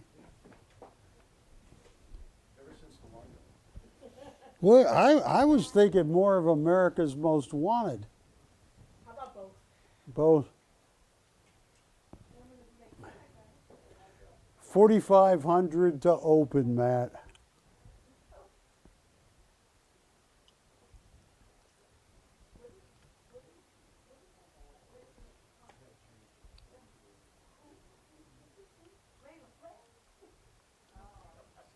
$4,500 to open, $200 increments. That's one of the greatest Oleg I've ever had.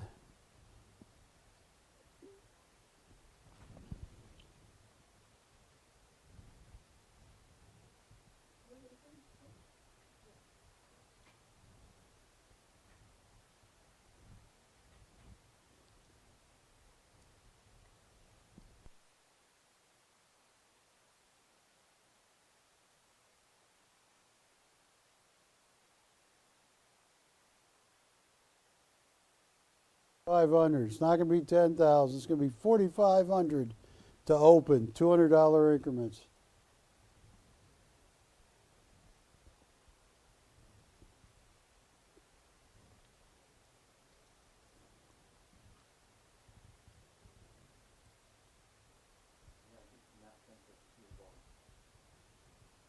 They can hear the Yeah. Who says it's too low?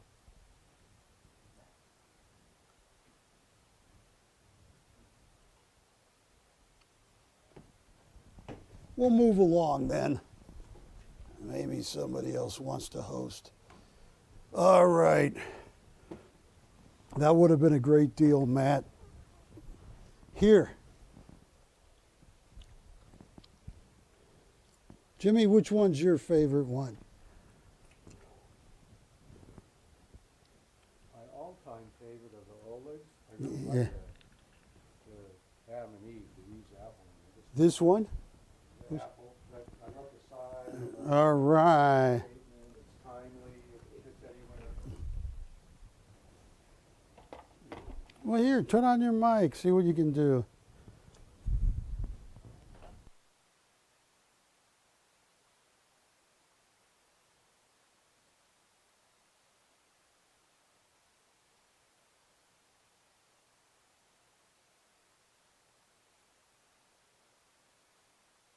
All right, this is item 2954. 2954, yes. So while I'm relieving Barry a little bit here, I thought what I would do is invite everybody to give us a call because I'm a coin guy, so you art collectors know so much more than I do. So anybody who wants to own fine art tonight, get on the phone. This is your night. You're taking over the show. You're taking over prime time. Just for the next 2 weeks. I mean, just for the next 2 hours. Just for eternity. It's going to go by quick. But I invite all of you to call. See, we have so many great people on the set, and they're so busy. They need a little rest, though.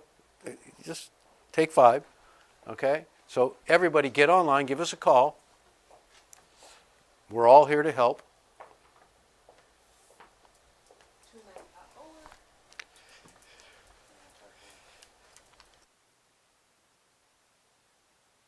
One's on paper. And I do have some Michael Schofields coming up.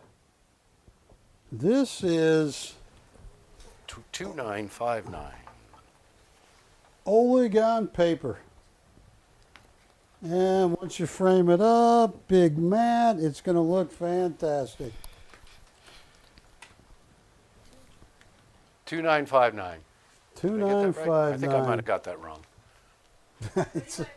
Oh, what do you know? My powers of retention, they go back 30 seconds. This is an amazing Oleg. And 2959 Oleg Zvetin Reflections, 23 3/4 by 18. He's using everything on this. He's using pastel. He is, look at the face in the face in the face. They're fine.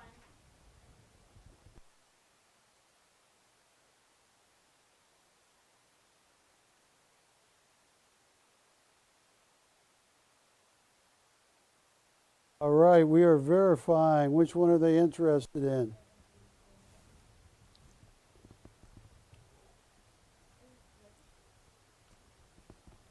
Oh, I'm going to make someone a deal on this.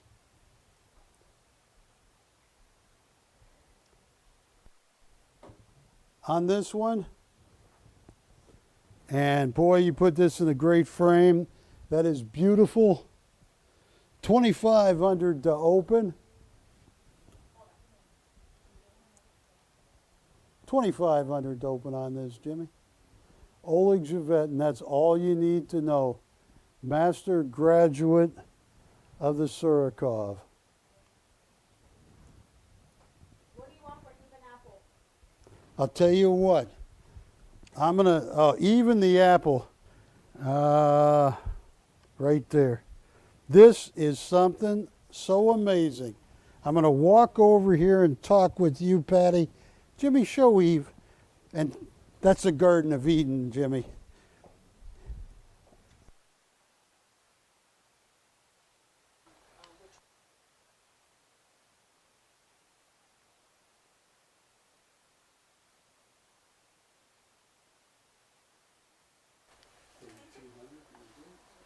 The great thing about art is it speaks for itself. Right? It talks to you. This one will. You need no words from me. This is my favorite. Of this lot, there were 2 or 3. This is one of my favorites. I just gave a price so cheap, it will. No, what are they thinking? We're going to get them registered. All right. So let me move on to. Folks, here's what I want you to do. I have shown you. We showed one of the paper ones. Let me move on. Yes, I have Michael Schofield's art. Yes, I have all kinds. I got a Grigory Wilhelmi I didn't show you. Hand me the next one. Yes. This one. The Touch, Jimmy. The Touch. 2960. It is oil on paper. Look at that, a face and a face, trying to touch the other face. I remember, Jimmy, when we were broadcasting out of Santa Monica, I did pull-ups with Oleg. We had a pull-up contest right off of, you know where that main building was? We had that studio in there, and there was a park. So we go to the park, and we're doing pull-ups. And he says, Barry, can you do pull-up? I said, yeah, I can do one pull-up. No, can you do pull-ups? Not more than one. He said, can you do pull-ups? Yes. And so Wilson, I asked him, well, how many pull-ups do you think you can do? And he goes, oh, I can do pull-ups. Then he kind of, probably a few more than you. I said, I don't know. I've been going to the gym lately. Okay, let's have a contest. So I said, okay, he's on one pull-up bar, I'm on next to him. He's smoking, I'm not. And at 15 or 18, we said, let's call it a tie. Okay, Barry. You know. So yes, Oleg Javetin, this is oil on paper. It is stunning, 2960. And then I have one more, this one. What? Yeah, I'll get to Schofield right after this one. Take a look at this. This right here. These are Russian and Uzbekistan symbols. The gold ball, the eyes closed, the blue eyes open, holding a plant. This is Russian symbolism. It's called Friends. It's oil on paper, $29.58. If you have seen any of these Olegs, I will sharpen the pencil, turn the calculator on, and I will work you a deal any way I can. Now,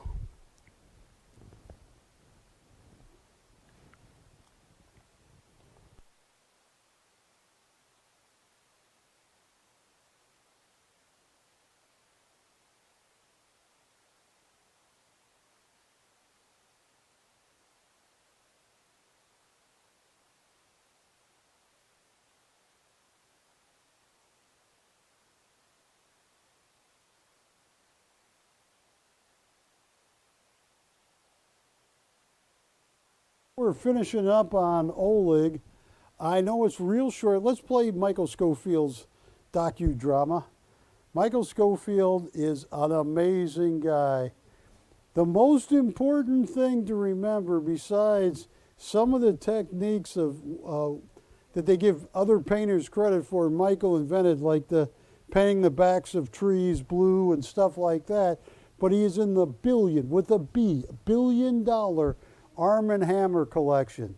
He's also in the Smithsonian collection, the Library of Congress collection, and I am going to show you in just a few short moments who Michael Schofield is. Take a look at this.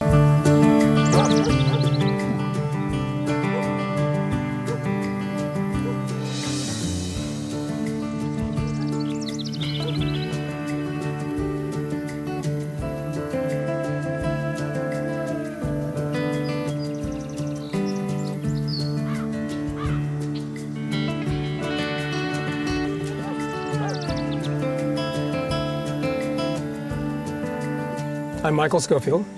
I'm an impressionist landscape artist. Landscapes are probably what I enjoy doing the most. And I think one of the reasons I enjoy doing what I do is because I enjoy being in nature. Landscapes to me speaks to who and what I am. I enjoy the outside. I love looking at different parts of the country. Every different part of the country is unique in its area. Landscapes are what I enjoy painting more than anything else.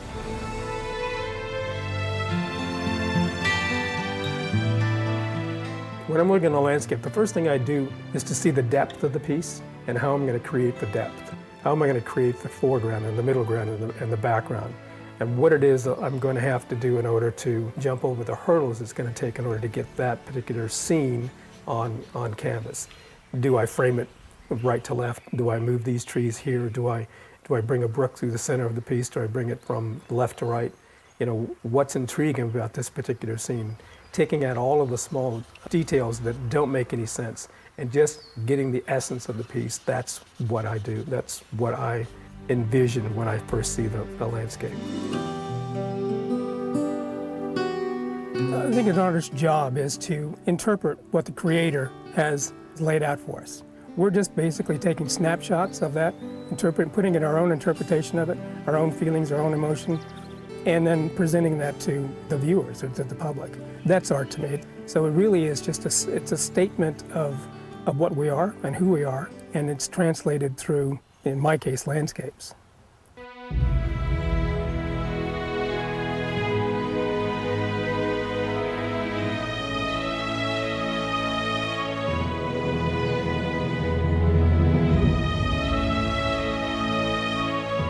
The idea of becoming an artist didn't really hit until high school.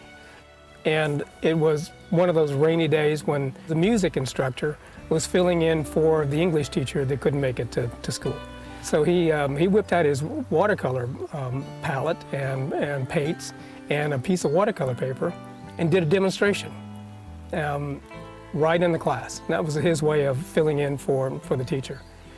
And well, I watched him do that, and I still remember what he painted. He painted an old railroad ties and some water in between the ties, and a couple of trees above it and reflecting in the waters. And I thought, wow, that's what I want to do.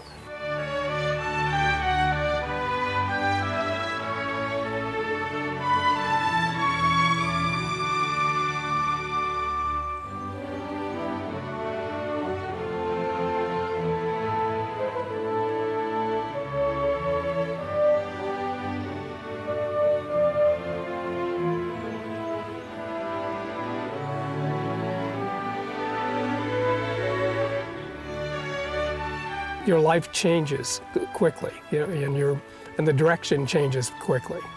And then I think a lot of it is just following the path. We don't choose our career, it chooses us. I think that's very true. I think as long as you keep moving, that career will catch up to you, or you'll find the right spot to walk into, or the right position to be in at the right time. You know, the doors open, you walk through them, see what's on the other side.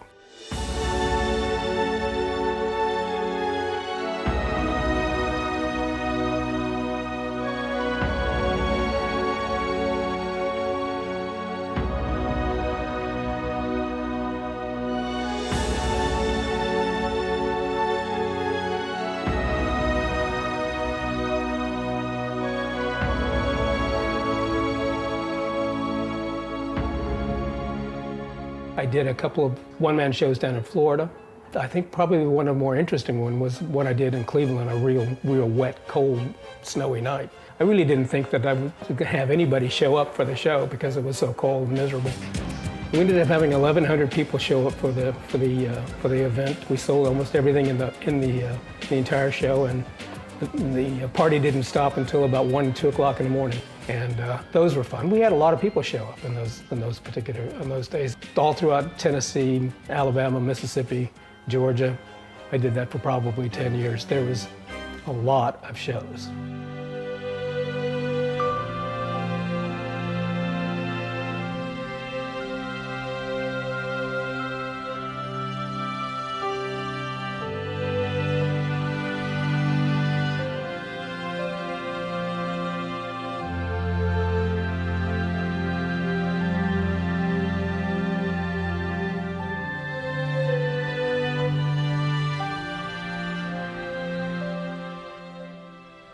The most posters I think I had in one particular catalog was about 25.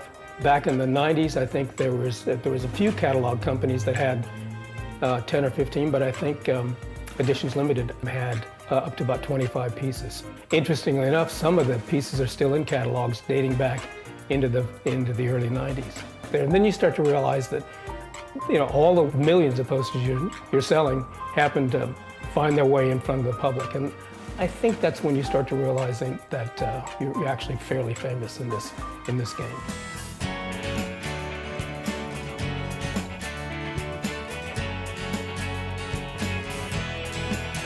Well, I spent 10 years in Nashville, in that area.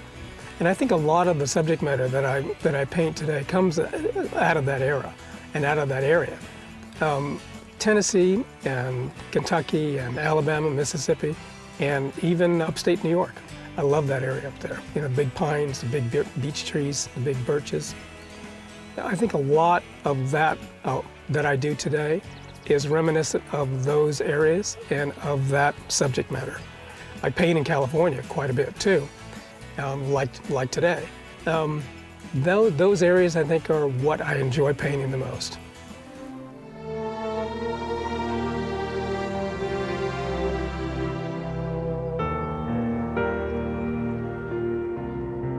One of the more difficult things is painting on location. A lot of people say, well, you got everything right in front of you. Well, you have too much in front of you. The artist has to take all of the elements, eliminate the things you don't need in the painting, and just paint the things that you do need. And you have to deal with the light changing.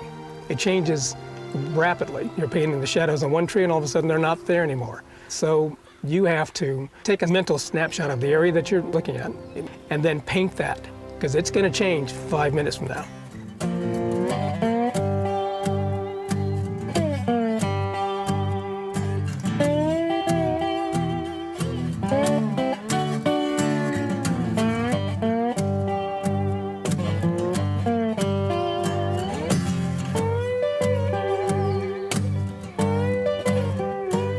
I think my paintings, they tell hope, and they tell adventure and mystery and romance, and I've been fortunate, really fortunate, to paint something that people really enjoy and feel and get inspired from and fall in love with. And I like the growing aspect of becoming a better and better artist. I don't think you ever arrive as an artist. I think you're always arriving. You're eventually going to get there. I think eventually I'll get to a point where I feel comfortable with the work. I don't think I'll ever be satisfied completely with it.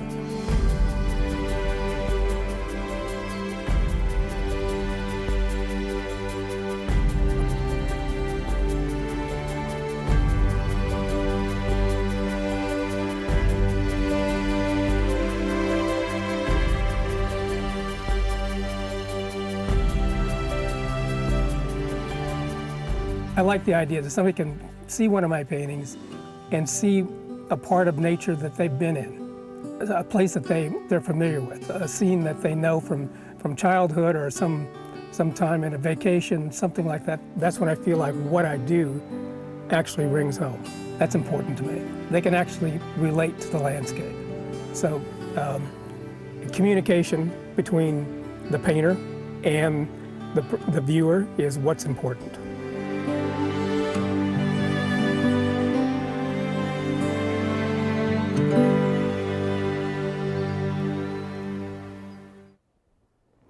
Folks, I hope you enjoyed that video on Michael Schofield. I just want to show you something. Here is oil painting by Michael Schofield. This was on bigshotartist.com. Notice it doesn't say little shot artist, Jimmy. It says big shot artist, 42,000. Here is Michael Schofield's own website, 42,000, 42,000. Here was Hub's Historical, if I'm not mistaken. Right there, Poplar Grove, 48,500. He's in the $1 billion Arm & Hammer collection. He is absolutely amazing. He's in the Library of Congress collection, the Smithsonian collection, Opryland USA. I have 7 new Schofields to show you. And Matt is going to start showing you. And I got a deal. You're not going to believe it. Jimmy, you got to stand back for this deal. Yes, it's gonna sell. Here we go. Tell me when you, oh, look at that, look at that, look at that. What's the name of that one? Enchanted Riverbank. Ooh, look at those greens and the lavenders. Oh, that's a perfect Schofield. List price is like $25,000. But I'm not going to charge you $25,000. List 25, but you just got to hold on because I got 7 of them to show you, and I am going to give you a great price. All right, let me go to the next one. Oh, that's sweet. How sweet it is. Who used to say that? Jackie, no, it's Mr. Gleason to you. Audrey Meadows just died in the last year, the last 6 months. Yeah, look at this one. What's the name of that? A Bright Hope. Look at that. 24 by 30, Michael Schofield in the billion with a B, billion. You get that, Jimmy? Billion, not million. $1 billion Arm & Hammer collection, one of the richest collections in the world. They own Michael Schofield's work. That is, oh, there's going to be some bidding contests going on right now. Here comes the third one. Oh, look, oh, what is that called? Lost in Beauty. Lost in Beauty. You sure are. Look at that. That is stunning.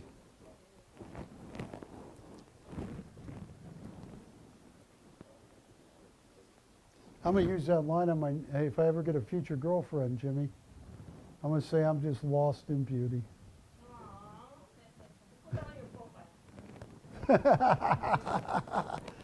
Oh, retail $25,000, but I'm not going to charge you anywhere near retail. Oh, I got a price. It's going to make you folks, you're going to go, I got to own it. I got a starting price so cheap, it's unbelievable. So that is number 3. Here comes number 4 of 7. A snow scene. Passage of Winter. $25,000 retail. Oh, I got a price. You guys are going to go crazy. Look at that. And that's a hard painting to paint because you're talking about titanium whites, sky blues, iceberg blues there. That is stunning. That's number 4. Here comes number 5. Oh, sweetness. Pastoral Dreams. Look at that right there. That's a 24 by 30. Absolutely stunning. Oh, I got a price. So is that number 5 or 6, Jimmy? 5, that's 5. I got 2 more. Unbelievable. Stop the world and come melt with me. You know who sang that? Is that right? Unbelievable. Oh, I've got one. 50,000, 25,000. What is the name of this? Rainbow River. Oh, look at that's a masterpiece. That should be in the $1 billion Arm & Hammer collection. See how he paints the backs of trees with blue? Now other artists do it. He's the one that got all that going when he was a long time ago. He's 74, 75, or 76, I don't know. Here comes the last one. Oh, look at that. What is it? Wispy. Is that a word? Yeah. Wispy? You can spell it 2 different ways. Wispy? All right, use it in a sentence. It was wispy outside. No, that's too easy. Is wispy a noun or a verb? The wind was blowing and such that it may belong to the wispy days of old. That's good. Is it a verb or a noun? It's both. It's both. All right, so I have shown you, is that all 7? All right, now folks, get ready for this, Patty. It's going to be crazy in here. Camera 2. I know you're thinking most Schofields like this are at least 4,500. If it's a tough night, I lower them all the way down to 3,500. They go like this. Whichever one, pick the first one you want, because it's not going to be 4,500 pages. It's not going to be 3,500, Jimmy. It's not even going to be 2,500, Jimmy. It is not even going to be 1,500. Are you ready for this? Pick any one you want, Matt. Pull up any picture you want at $750 to open, $100 increments. Oh, look at that. Right there. $750 to open, $100 increments once we get the open. $750 to open. Hey Barry, say hello to Cleo. She said thank you and she appreciates you. She's the one that purchased the Oh, thank you, Cleo. weather, so She's what? Cleo, she's been under the weather. I'm sorry, Cleo. We'll get you better. Is there anything we can do? Jimmy, can you run her a bottle of something? I'm joking. Cleo is a great customer. At $750, that is oil on canvas. That is 24 by 30. That is usually $3,500 to open, no negotiations. Most of them sell for $4,500. I just wanted to try something real cheap, real quick. $750 to open. We'll go to the next one. They're all going to be $750 to open. Look at that. Folks, that is oil on canvas, lost in beauty. That is there's no way anybody on this planet could buy that for $750. Hub's Historical in 2000, when they started selling on the internet, they were $42,000. And he sold a ton of them at $750 to open on an oil. Oh, look at that. A Bright Hope. Yeah, these are paintings. Look. Oh, it's stunning. Look at those greens. Shimrock green.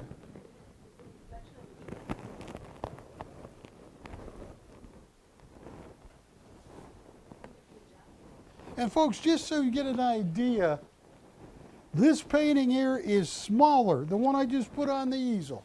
That is smaller than you're getting. You're getting bigger paintings. Oil on canvas like this. Signed on the front, signed on the back. At $750 to open. So I'm going to go back to the ones on that Matt has. $750 to open. Hi, Susan. Jimmy, you stay away from Susan. Lost in Beauty open. We have the open on which one? Lost in Beauty. Lost in Beauty, Matt. We have the open. Susan, I'm going to come be your yard boy. Is that okay, Susan? I do, but yeah, that's gorgeous. Hey, Patty, Susan, yeah? tell Susan I'm going to come over and be her yard boy. He says Barry said he's going to come over and be your yard boy. And a wife beater. Yeah, baby. What did she say? She's laughing even wear the tank top. 750 has been bid, looking for 850. 750 going once to Susan. Oh, that is an amazing painting. She has a lot of Schofields, and he is a great artist. 750 going once. 750 going twice. Fair and final warning. All in, all said, sold.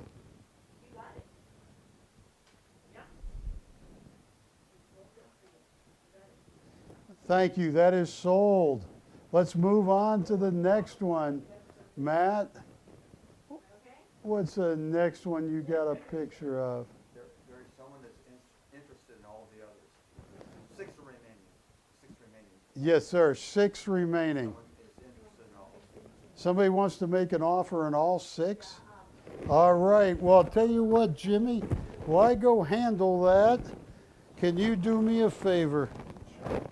I have these 2 other Schofields. They are smaller than the ones on the screen, but maybe you can show these 2, and these are also going to be $750 to open. But let me go in there.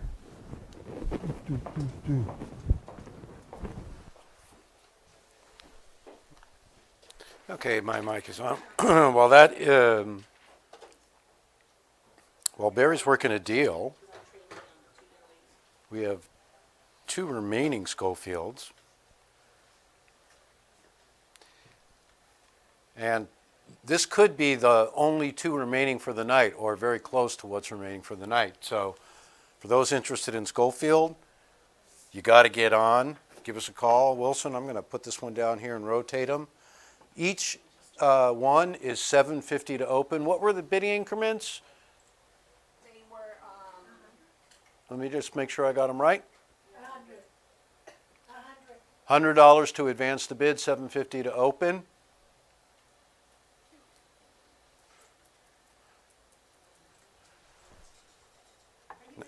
Now, guys on the computer, I might need some help with you here for item number and title, since these paintings are completely unmarked, except for a Schofield signature. I don't see item numbers.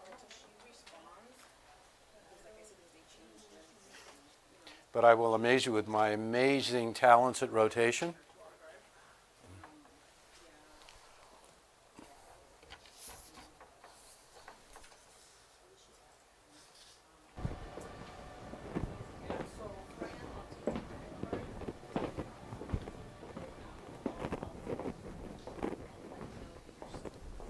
Nobody opened on that? Nobody open. I've been rotating the 2. Either one opens at $750, $100 to advance the bid. Yeah. Well, someone's making us an offer on the remaining 6. Right. And I think these are just the last of the remaining Schofields on the set tonight, They're right? gone. They're all gone. You seem like a smart person. Would you trust that man with your dog? Many people have. You think he's pretty nice? Let me just tell you that as a young child, I'll tell you my love of animals. I had a brother who, this is the truth, thought he was a chicken. Okay, so I'm not gonna charge anything right now. And for years, he would run around the house like a chicken. And one time I said to my mom, you know, thinks he's a chicken. And you know what my mom said to me? She said, shh, we need the eggs. It's the only clean joke I know. But that's not going to stop me. All right, $750 to open, $100 to advance the bid. 2 remaining Schofields. I know we're really busy in the booth because Barry's in there in massive negotiations for almost every one of the Schofields we have left. Don't miss these last 2 remaining. And as soon as I get the board's attention,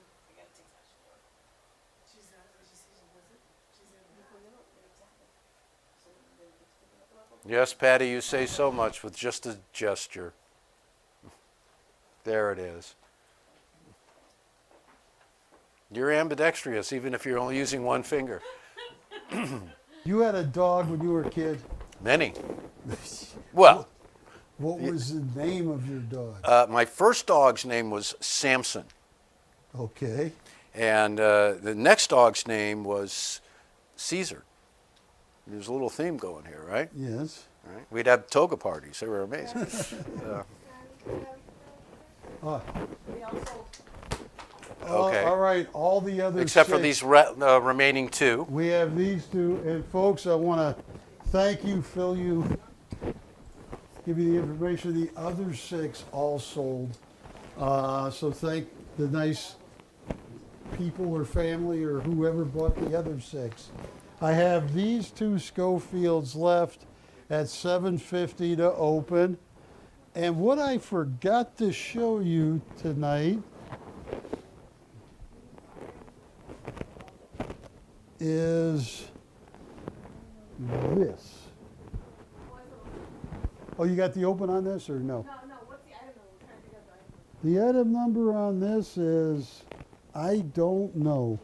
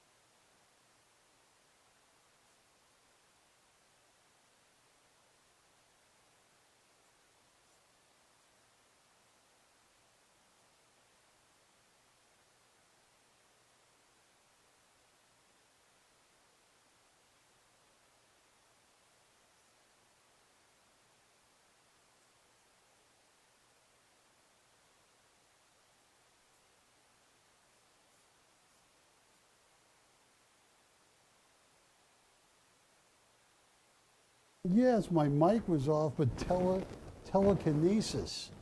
I was talking straight to them. I don't have to do that. See what Jimmy's doing right now? Look at Jimmy. Just listening. No, but you don't have to do that. Well, that was when you weren't saying anything. You start talking, I'm like this. I'll tell you what, Patty, we got to get item numbers for these. They are, you got a tape measure anywhere?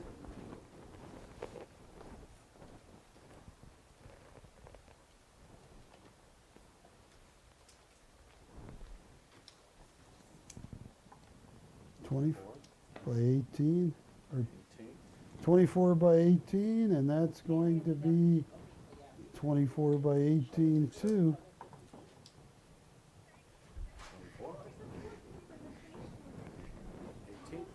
All right.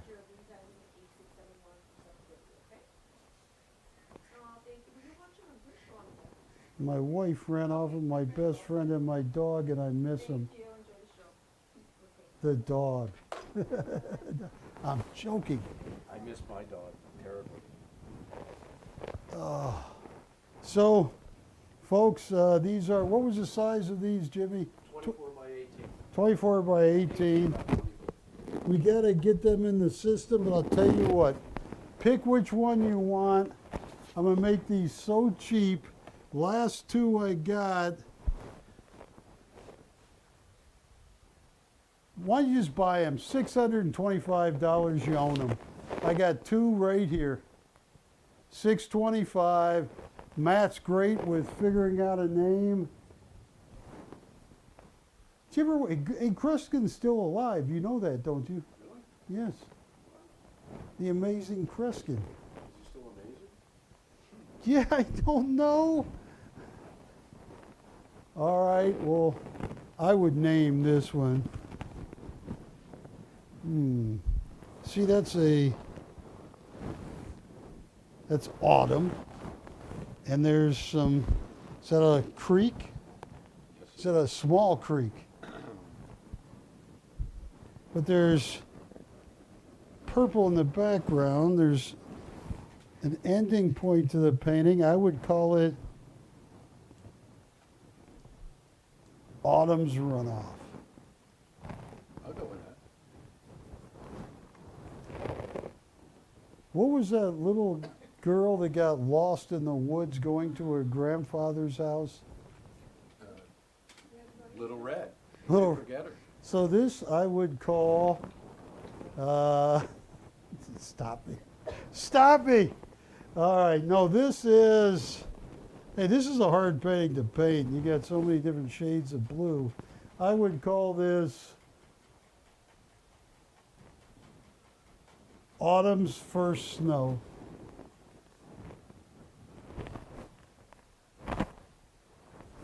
Oh, Jimmy's going like, Why not? autumn's first snow, Autumn and snow, they go together. It's like, peanut butter and chocolate. Oh. Take a look, any one of those two, $625, you own them. Then I got to show.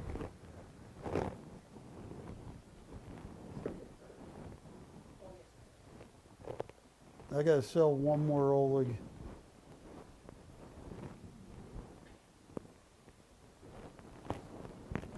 I forgot to show her Wilhelmi. Let's move those out of there.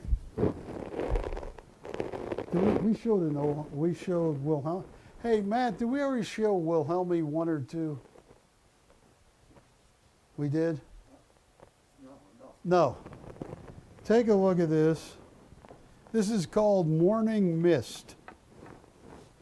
This is what a museum artist can do. It is BC 2928. Except in China, Jimmy. If you're watching me in China, this is item number 8292. CB. No, everything's backwards in China. Well, it's on the other side. It's on the other side of the globe. Hey, I don't want to mess you guys up, but Wilson. Now you brace yourself, Wilson. Are you going to brace yourself? I spent with my family, Ben, Katie, 3 weeks in Bora Bora. When you flush the toilet in Bora Bora, the water spins the other way. It does. What? they're very lucky. Why are they very lucky? When you flush a toilet in my house, water does nothing. At least it spins one way. I'll tell you what, let me read this, Morning Mist, April in Bavaria. The morning fog has started to lift and the beautiful shades of green, the morning mist. Look at that. This is a museum artist, Gregory Wilhelmi. And I'll tell you what I can do while I recalculate some stuff here.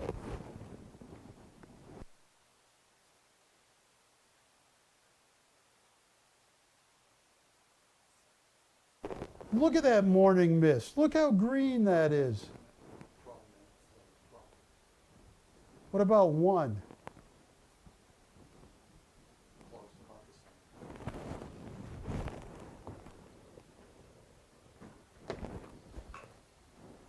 Tell you what, let's run about 7 minutes of 1, of 2. 7 minutes of Wilhelmi 2. Camera 2, I just want to give you a sense. Number 1 is 8. Number what? Number 1 is 8. Number 1! Folks, I want to give you a taste of who Gregory Wilhelmi is, my cowboy painter. Take a look at this.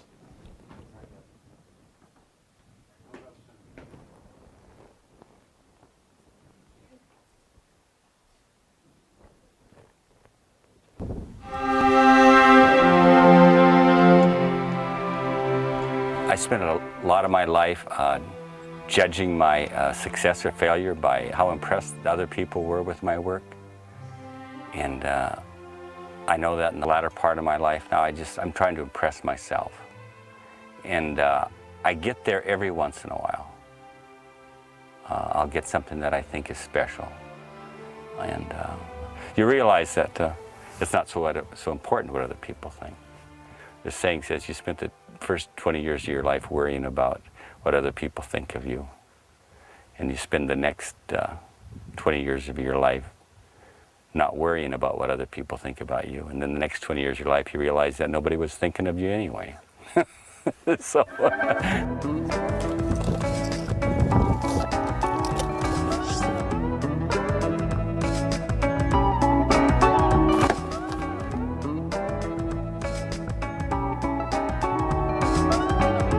Look at that beautiful knot that I have there. I think my heart basically is still in the West, and with that the growth of the West, the death of the West, the scenery of the West. But in general, just I find things of visual interest in a lot of different places. And I've been fortunate enough to make a living at this way of life for many years, in spite of what my parents told me. They were only half true. They were only half right. So that's what I do. I'm an artist, a painter. That's all I can remember that I ever wanted to do or to be or seriously considered. I started drawing early on. I drew on everything I could. And we didn't have any art classes or art lessons or anything. It's just something that I thought I was supposed to be and do.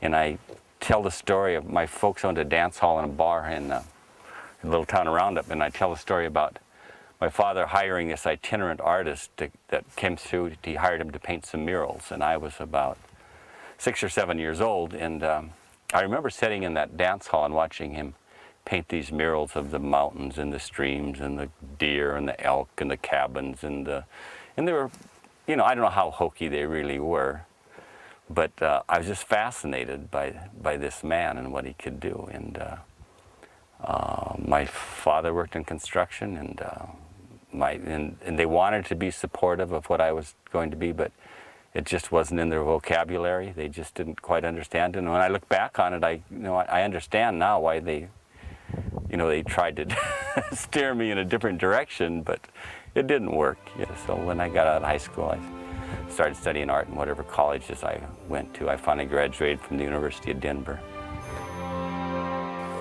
When I went to college, the art movement in the 60s in the university system was almost 100% devoted to the abstract movements in contemporary art.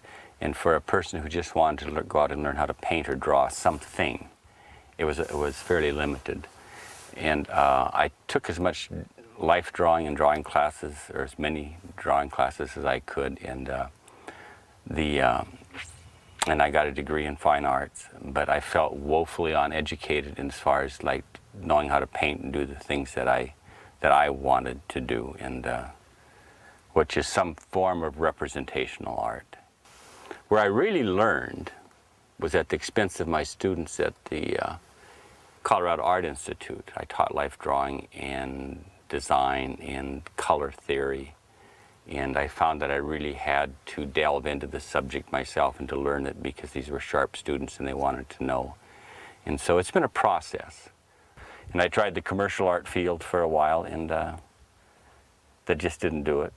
I've been fortunate enough that I do paintings that I want to do. I very seldom take on any commission work anymore. Most of my sales come from work that I've done that somebody sees and wants, and that's where I've been fortunate. It's more, I basically paint the things that I want to paint. Whenever I'm asked from other artists or younger people who are trying to make a living at this, and they say, what's the, what do you do to make this happen? And my answer is just be persistent, never give up. Just do what you love and keep doing it. And you'll either make a living at it, or you'll starve with it, or you might do both of it, but it's what you're supposed to do. And I think that has to be true with any art form you're going into. If you're an actor, a dancer, singer, writer, whatever, that rejection is just a big, heavy word, and it's so it's rejection. But I think learning that failure there's no such thing as failure. There's just it's a starting point. There's always a starting point.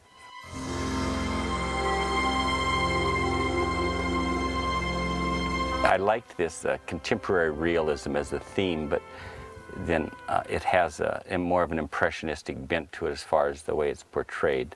So my themes are contemporary. My approach is more impressionistic, and some paintings are very hard for me to part with. To put them on the market and sell them. So I'd like to keep some of them, and every once in a while I find one, I squirrel it away and keep it.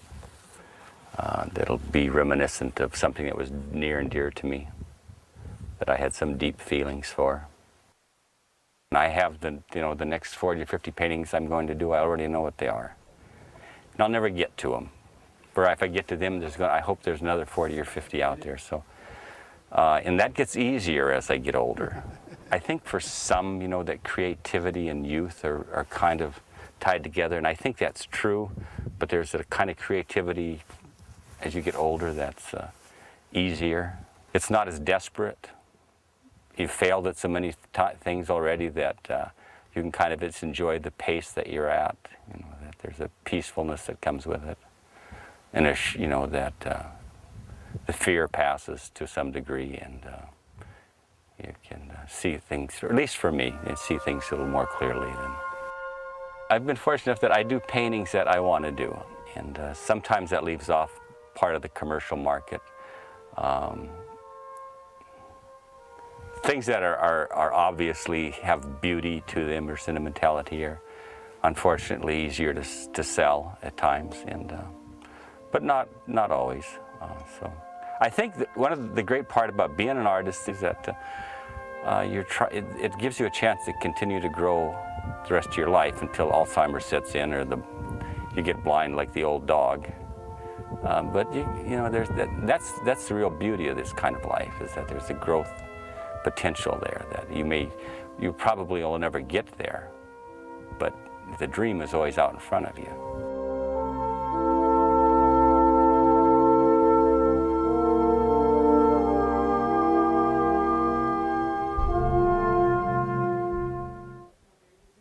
That was Gregory Wilhelmi, and I just wanted to show you who he is. That was a while ago. He's 79. He is a museum artist. I haven't been to what was the name of this? Bavaria? I've been to Bavaria. Yeah, I've been to Germany, yes. This is in Bavaria, Germany, Morning Mist, 2928. This is a museum artist that has done, come on. No, it's fell. It's on your tie.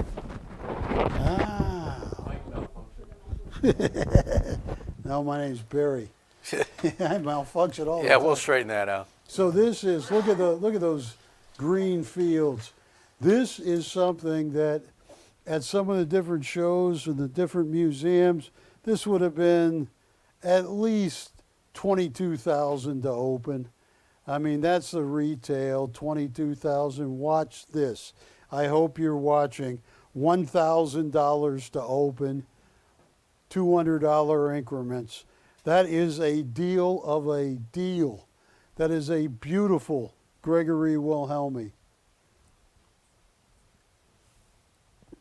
I can show you where I met him through my mom a long time ago. She met Gregory and she started doing posters.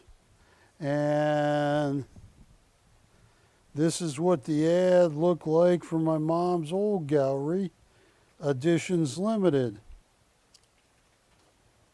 And Gregory finished one piece and he had named them all. Look at those corporate collectors.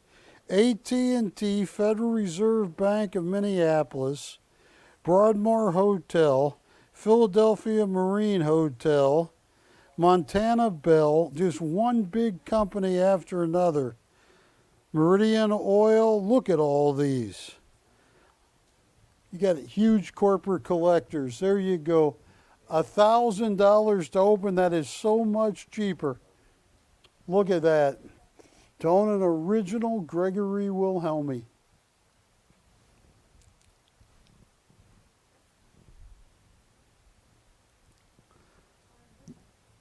Oh, it's stunning.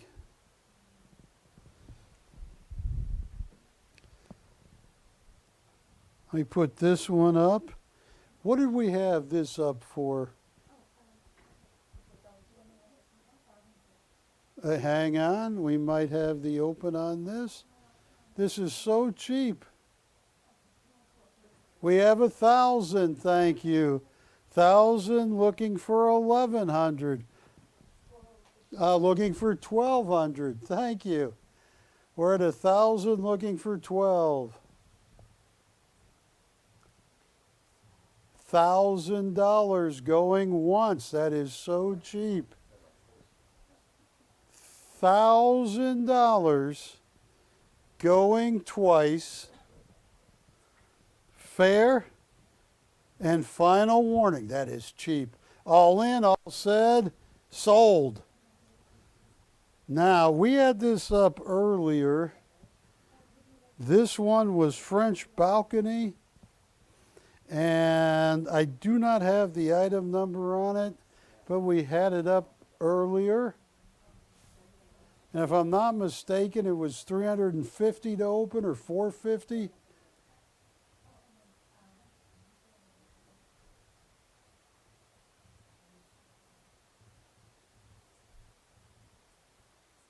Yeah, Matt, we had it up earlier tonight. French balcony. And I also have Where Evil Dwells. Yeah, this is like a $7,500. This is number 1 of 12. 1 of 12. Yeah, there we go. Yes. Tell you what. Oh, this is a last number 1 of 12, sold out edition. How about this? $600 to open. $200 increments. So, Jimmy. Yes, sir. Well, I don't want to tell you a sad story. I don't want to take it down. There are these brothers. They were born in Los Angeles, Jimmy. They're brothers. Okay. Hang on while you're thinking about this. I also have Granco's Gate right here. Look at this.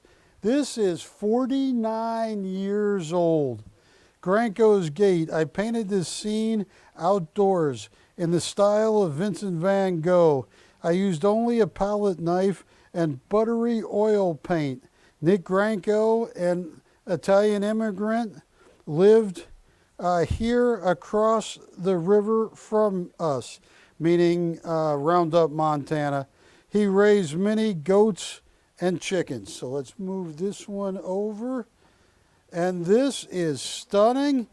This is $1,000 to open, $200 increments.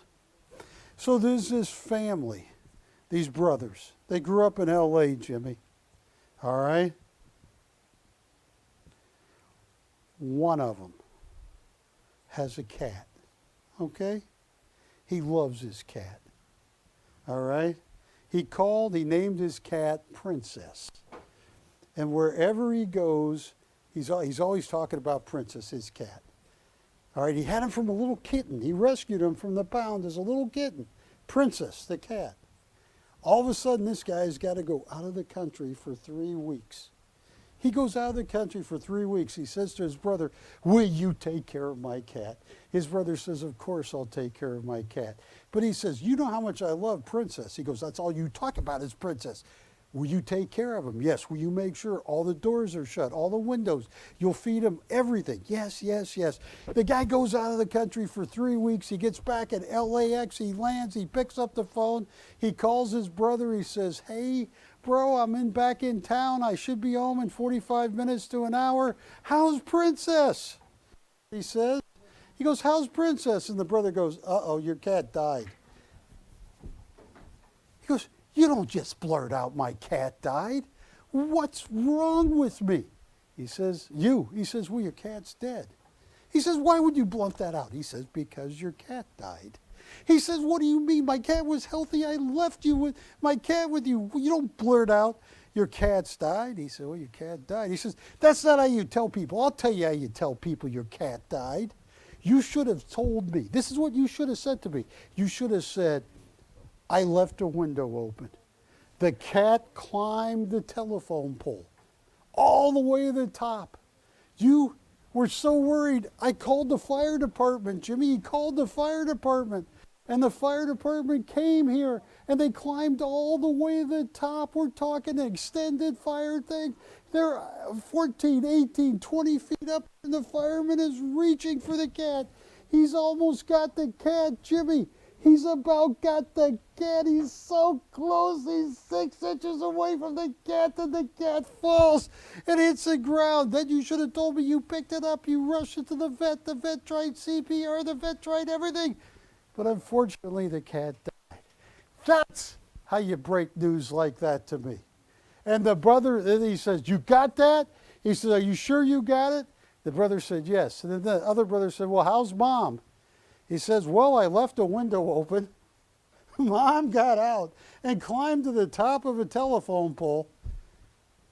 You get the joke? It's not funny. All right, it's not funny. I was almost okay, but at least your mom was okay. Yeah. Is there any cactus in this picture? Any what? Cactus. No, right? Well, hang on. What are those? Those are... Those very well may be cacti. You could be right about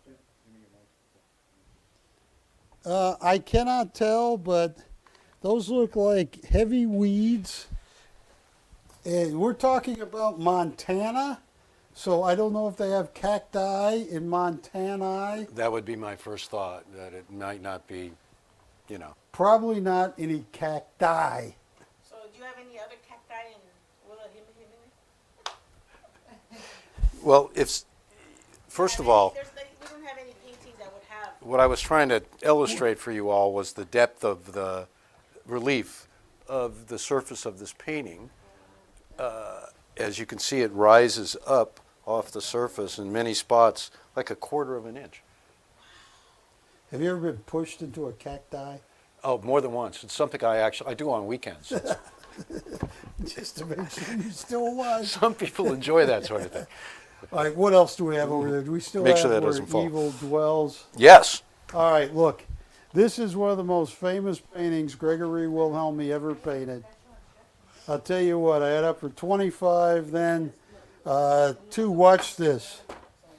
This is as cheap as it's going to get, Jimmy. Still available. This is where evil dwells. This is the hangout of the late Evel Knievel in Butte, Montana. And that's because Gregory Wilhelmi is from Roundup, Montana. You might have seen the movie Evel Knievel with George Hamilton. He was always up to stuff. This is an amazing piece. I'm going to lower it all the way down. Hey, what did we have this up for, Patty? What did we have where evil dwells up for? 'Cause I'm going to sell this right now, And that's an amazing painting. It's been in museum shows and everything. Of course, you can't help but think about Caesar's Palace when you do the review. Oh, yeah. That, you could never do that today, right? No, you could do it. No, not after even Knievel. Yeah, no way. Watch this. 1,500 to open. What was that? Was that? It was shock. That was shock. Now, you don't like scream like that at Britney Spears concerts, do you? That's Jimmy's favorite artist.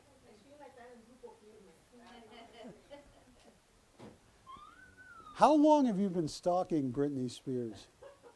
It's no longer a stalking situation. We're like this now.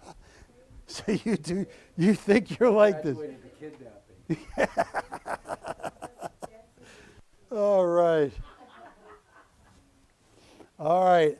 That should be gone at that price. That's crazy money. All right. And, well, those are my Wilhelmis. Do I have... no one wanted that one yet. Oh, I didn't show this to people earlier. I got to show it one more time. I have camera, whatever Wilson's camera. I have 2 Sasha Bassaris. Can you grab this one, Jimmy? Yes, sir. With your other hand. This one right here is Sasha Bassari. Sasha Bassari graduated from the St. Petersburg Academy of Art. Sasha Basari is known for his gentle surrealism. I can show you price after price. He was picked up by Saatchi Online. Saatchi sells a lot of the greatest Russian artists. Well, Saatchi invited Sasha to go travel from St. Petersburg to London for a show. Only problem is Sasha doesn't like airplanes. But to show you, here is Saatchi Online. That was one of the paintings, $15,000. But you are talking about 14 years ago. Look into the eyes. That's all you got to do. You look into that girl's eyes, you know that girl. She knows you. Sasha said you'll never forget your experiences when you're young and you're exploring at a park. And she's sitting here and all of a sudden the little bird lands right there. Look into those eyes. It is second to none.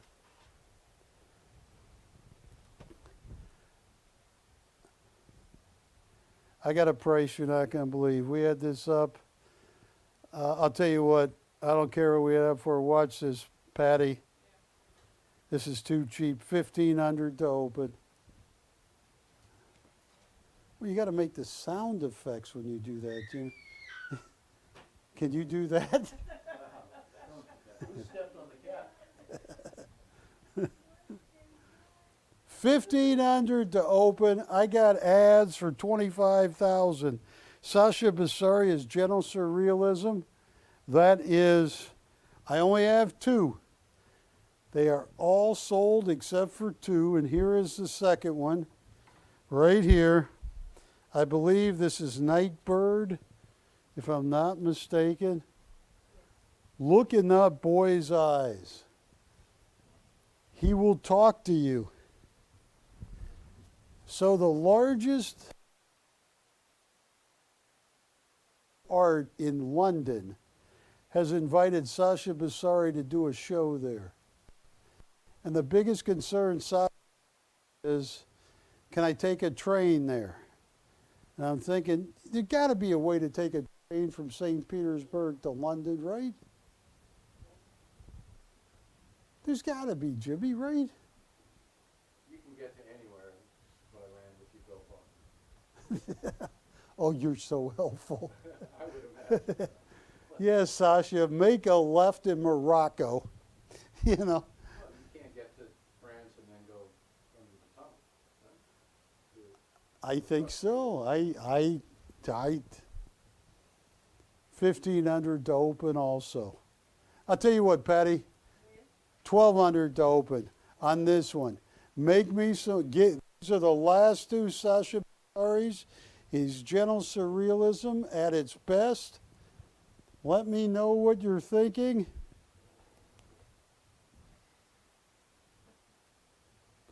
Look at that.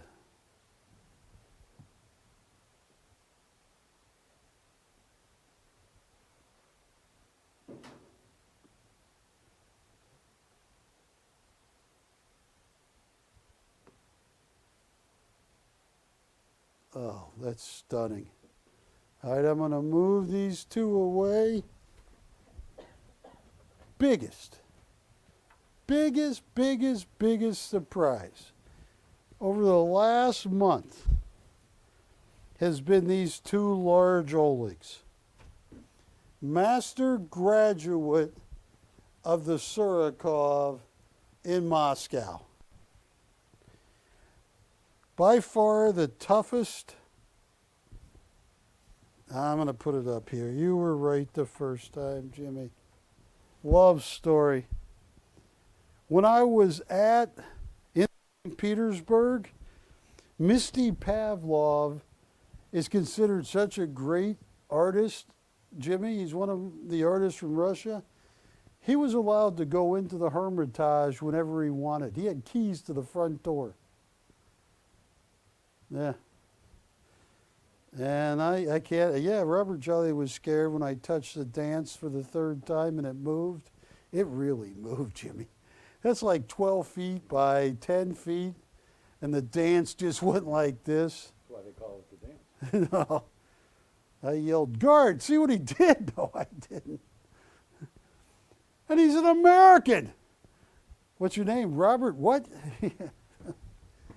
This is amazing. A master graduate, top of his class from the Surikov.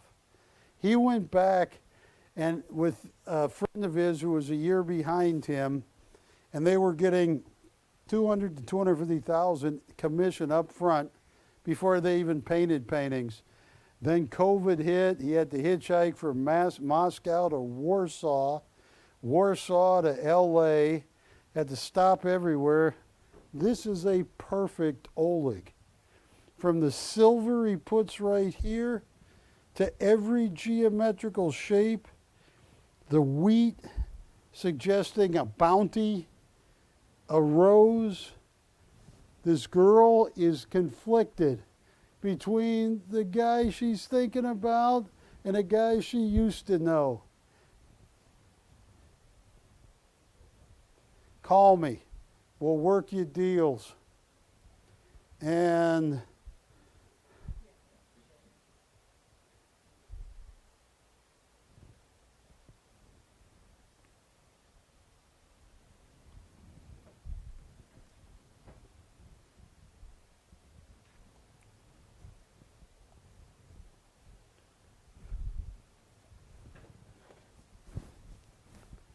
all right, the banjo player. Here we go.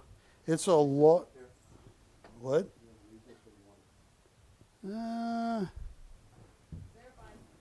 Hang on. We're verifying. Don't touch that painting, Mr. Gerstel. It's like magic? Take it away.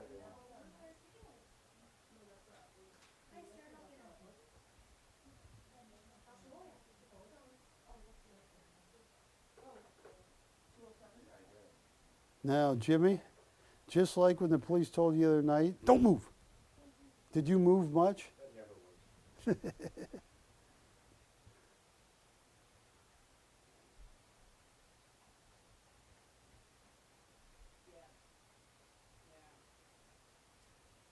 I know the piece, yes.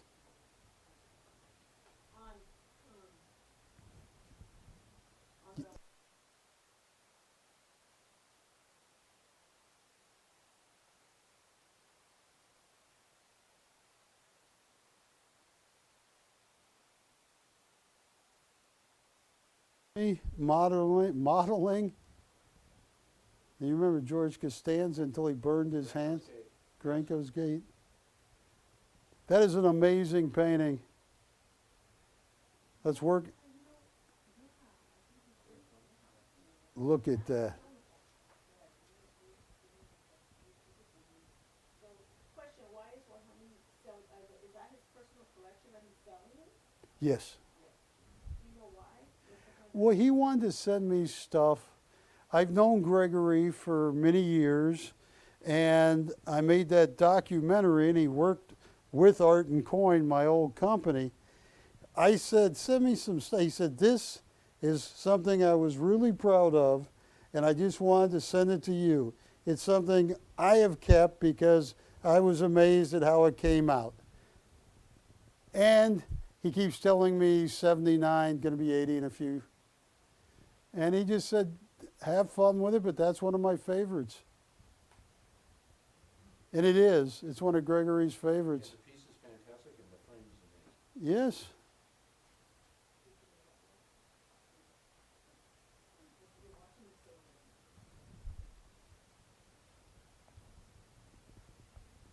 Oh, gosh. Hey, Holly.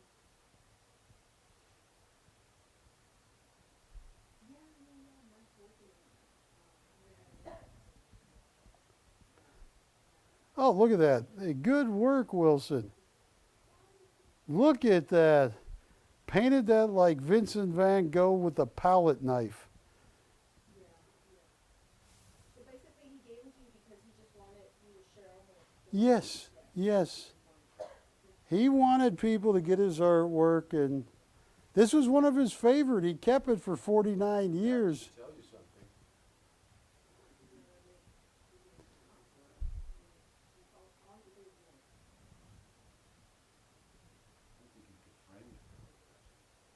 something. Yeah, I mean, that is just a heck of a price that I quoted, and I just.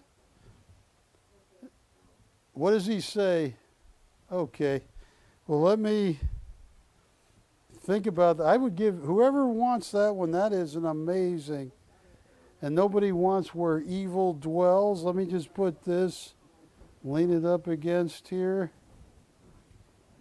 That would be a great buy for him.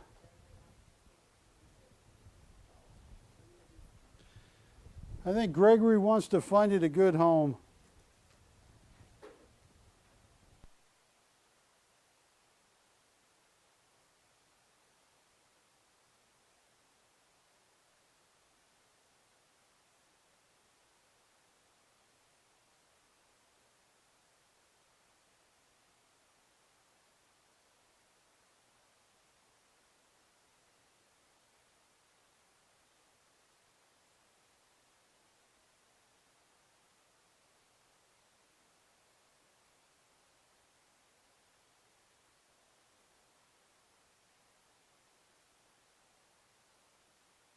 Okay, folks, that is a banjo player right there by Oleg Javedin. I want to thank you.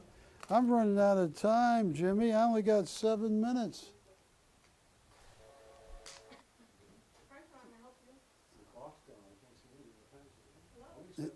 Yeah. It went by quick. Yes. The last 7 minutes of the night. Yes.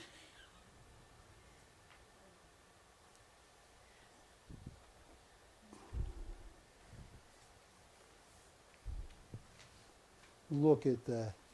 All right, the banjo player.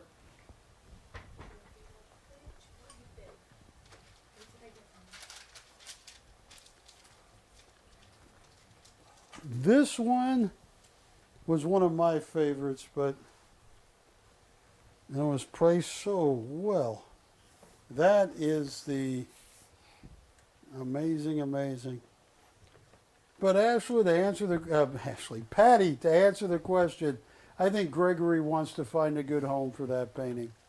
It meant something to him, and he figured if somebody else will take care of it and see them what he sees in it, that would mean the world to him.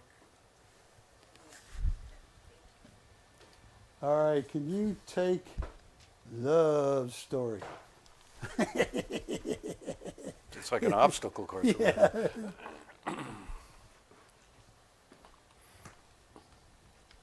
Do you remember when you were younger? I remember when I was 12 and 13, they'd always have Love American Style on at night. Did you ever see that? Sure. Yeah. BC 2956.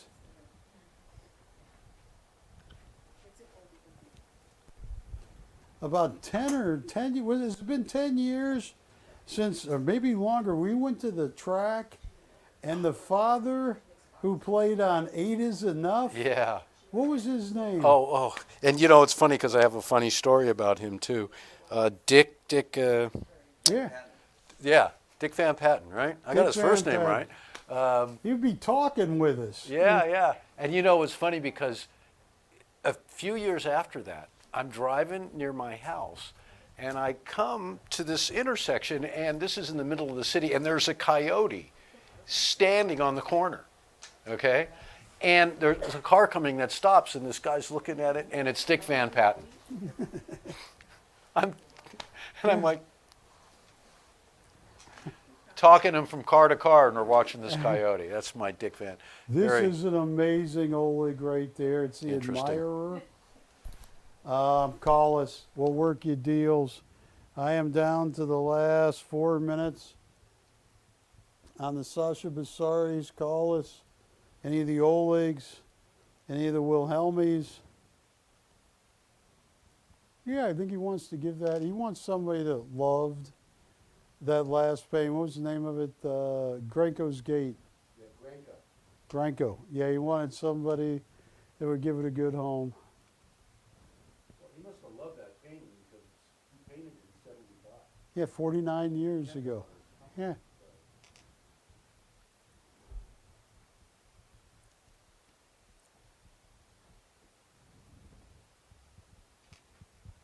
All right. Last call.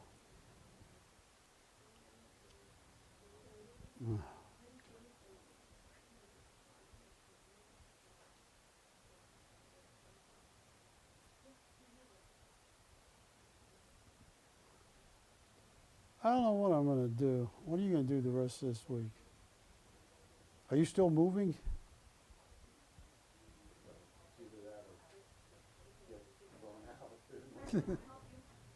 Thank you.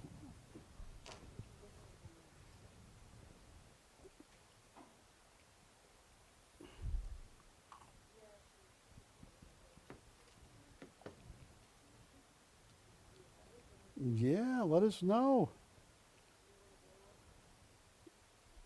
And I want to thank everybody for taking time out of your busy life and watching us, and means the world to us. All right, Dick Van Patten. Peace and love to you, Wilson. Always tell me I got 2 minutes left. Yeah. 2-minute drill. 2-minute drill? Yes. Did you have PE when you were in? Yeah.